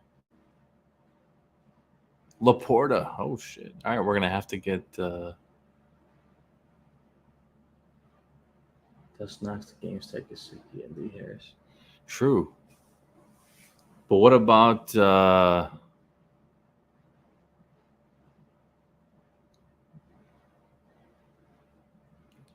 Gesicki or Hill? I feel like Hill is a better pick.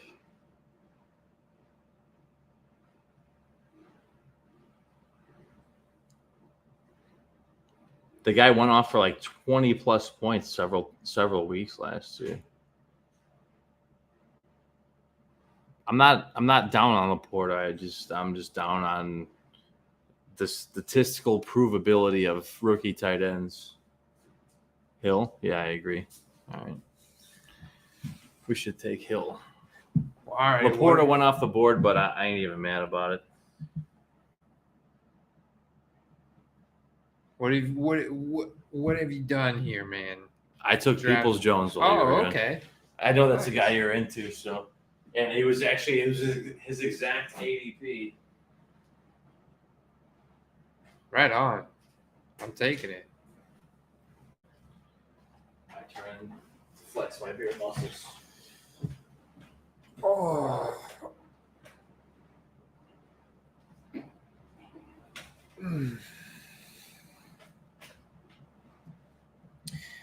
Woodbane said Gesicki is being used in OTA as a wide receiver.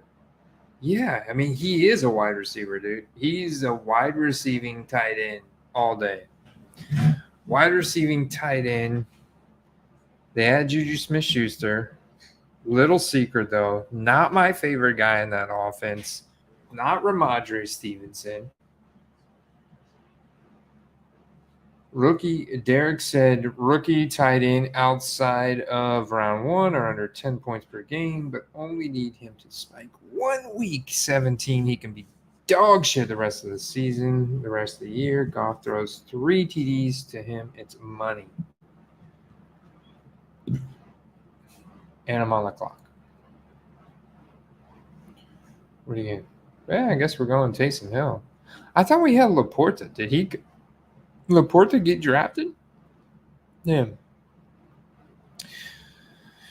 We're going to have to get 3 tight ends. We're going to have to get Mayer late. Maybe, I guess, Jasicki or Mayer. I guess Steve wants Jasicki. You want Jasicki? I think he's going to have a big season. Yeah. I mean, I could see him having a solid season. I mean, he had a down year last year because they didn't utilize him at all. But he's going into a situation where he's actually one of the better receivers on the whole team. Got our man Brian in the house, thundering. What's going on, Brian? How you doing, better late than never, That's right? right, man. Happy to have you, Late man. to the party, but it's all Oh, good. Samuel. I mean, that's the guy we had queued up, but what a great pick at this point in the draft. Even Kyler Murray, it's 179, man. We're 247. What do we got for running back? Do we want to snag another running back? Lombardi or Chuba?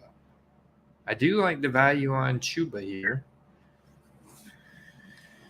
Michael Carter, Gainwell. Gainwell's an interesting spike week guy. Gainwell's not a bad idea, man. Just a one-off Gainwell. Here we go, Gainwell, man. One more running back? It's not the worst situation to be in. I mean, dude, he's a spike week guy, dude.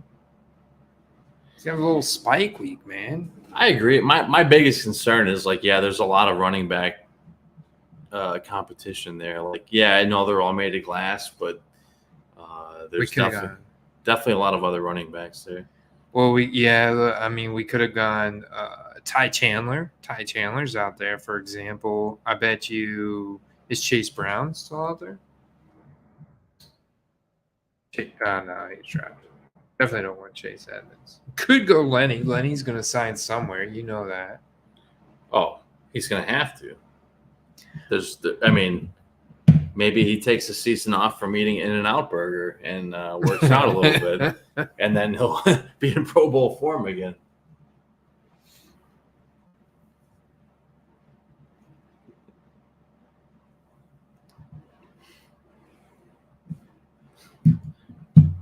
Derek sending me the memes.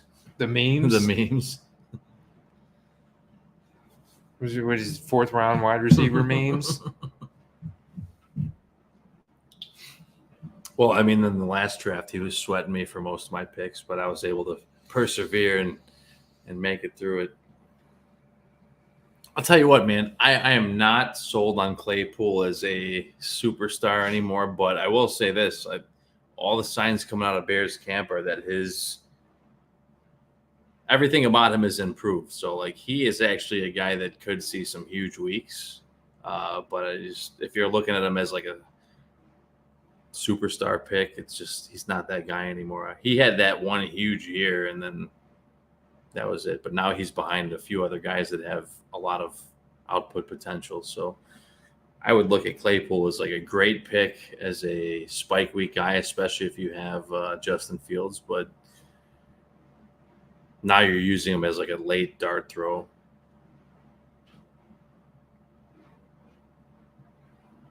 All right. We got about 10 picks till we're up, so start thinking about where we're going next. I think we're okay at RB. We might want to take another receiver. Derek loves Claypool. Claypool is definitely a spike week. I think, honestly, Hardman is a great guy late. You got to remember who's the quarterback there now. Yep. Hardman's definitely a spike week guy. Josh Downs, interesting. Is there any more indie receivers out there? Since we have type in Colts and see Jelani Woods. McKenzie.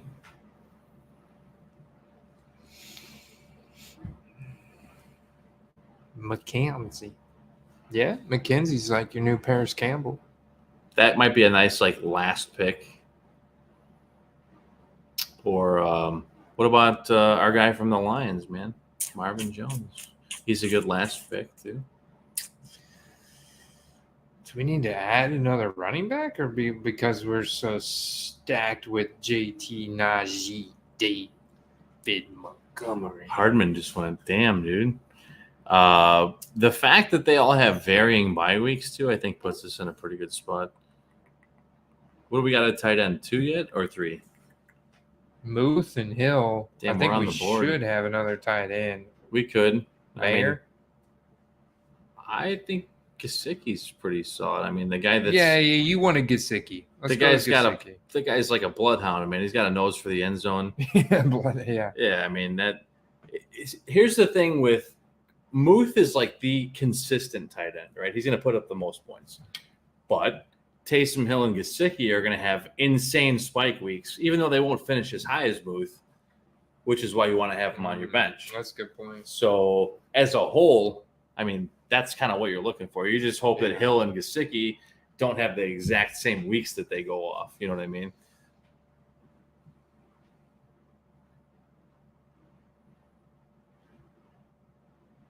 I mean, you even nut up and take like Mac Jones as like a late QB, 3rd round QB, and hope that he throws like a deep ball to Gesicki or something. Like maybe you don't have to, but like it gives you flexibility because you may not get the guys you want to tie up with your squad. Like you could go here maybe and get some value there.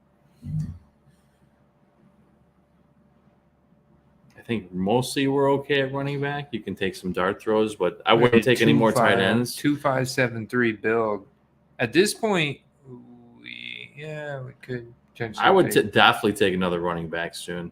We only got one pick left. Was our last pick? Pick? Last pick, brother. I would take a receiver then. Palmer, McKenzie, or Campbell? Or go with the full India stack. Campbell could emerge as a wide receiver 1 for New York. I mean, it's a late round dart. I'm gonna let you pick. Maybe just go McKenzie then, since we got the stack. I will say this. Marvin Jones might have been a good pick there. Oh, because we got the golf stack. Yeah. We're balanced at least. Yeah, we could have gone A-Rob too. Yeah, we're balanced at least. I will say this. You got to admit, there ain't going to be many duplicate sheets. And that's a good thing because I'm actually not mad at any of these picks. And there's probably not going to be many duplicates, if any. If any. This. Amon-Ra, Jonathan Taylor, Najee Harris, Christian Watson, Michael Pittman, Deontay Johnson, David Montgomery, Anthony Richardson, Pat Freiermuth, Damian Harris, Jared Goff, Hunter Renfrow, DJ Chark, Donovan Peoples-Jones. That is some juicy value late. Dude, Taysom Hill in the 15th? Dude, he had some 22-point spike weeks last season. Pickle Rick went Travis Kelce, Derrick Henry, DK Metcalf, Joe Burrow, Tyler Lockett, George Pickens, Brandon Cooks, Jamison Williams, Zach Charbonnet, Brian Robertson, Rashee Rice, Jalen Warren, Irv Smith, John. I mean, solid team by Pickle Rick, too. He just didn't get like that full stack, but I don't blame him. I don't reach on Patrick Mahomes in the second when there's so many good quarterbacks in the third to get, or the fourth, or the fifth. Like, look, where and he got Pickens and he got Pickett. I know, and he got AR. I know so, that it's you like, can't be mad about that. It's like hyper consolidation when you get Mahomes, and Kelce, because that's just like that's the stack. But so in a few drafts, I've gotten Kelce and Mahomes, but maybe not some of the other guys. But in a few drafts, I've not gotten Kelsey, but I've gotten Mahomes and then every other receiver on the team. So it's like somebody is going to come out on top in that, obviously Kelsey is like the premier target on that team. But at some point, maybe he's not. Maybe that's this year. I don't know. But ultimately, he throws the ball to other people, right? And if you're playing in a best ball league and you have every receiver on KC but Kelsey, to some degree, and every few weeks, that's going to work out to your advantage. You know what I mean? That's true. All right, man. It's time for us to sign off. Guys, great live stream, 3 hours and 49 minutes. Incredible. Broke a new record. That is the power of alcohol, just man. A special, just a fun vacation night live stream. Hitman birthday, Superflex Dynasty startup draft, the whole 9 yards. Pulled out all the stops. I'm grateful you were willing to do a best ball after the main draft there, man, because these are not common opportunities here. We got people in the chat that are down to do one, and we're here in person able to do one, and I'm just glad it all worked out. It gave me another 30 minutes to sober up. I'm good. Hell yeah, man. All right. And we will be back next Thursday. I'll be back in the hometown, back in my home. In the ranch, huh? Yeah, back in the city of Chicago, doing my thing. I'll be exhausted after work, unlike tonight where I'm not exhausted. Just you've been full of energy tonight. Full energy, just full of alcohol mostly.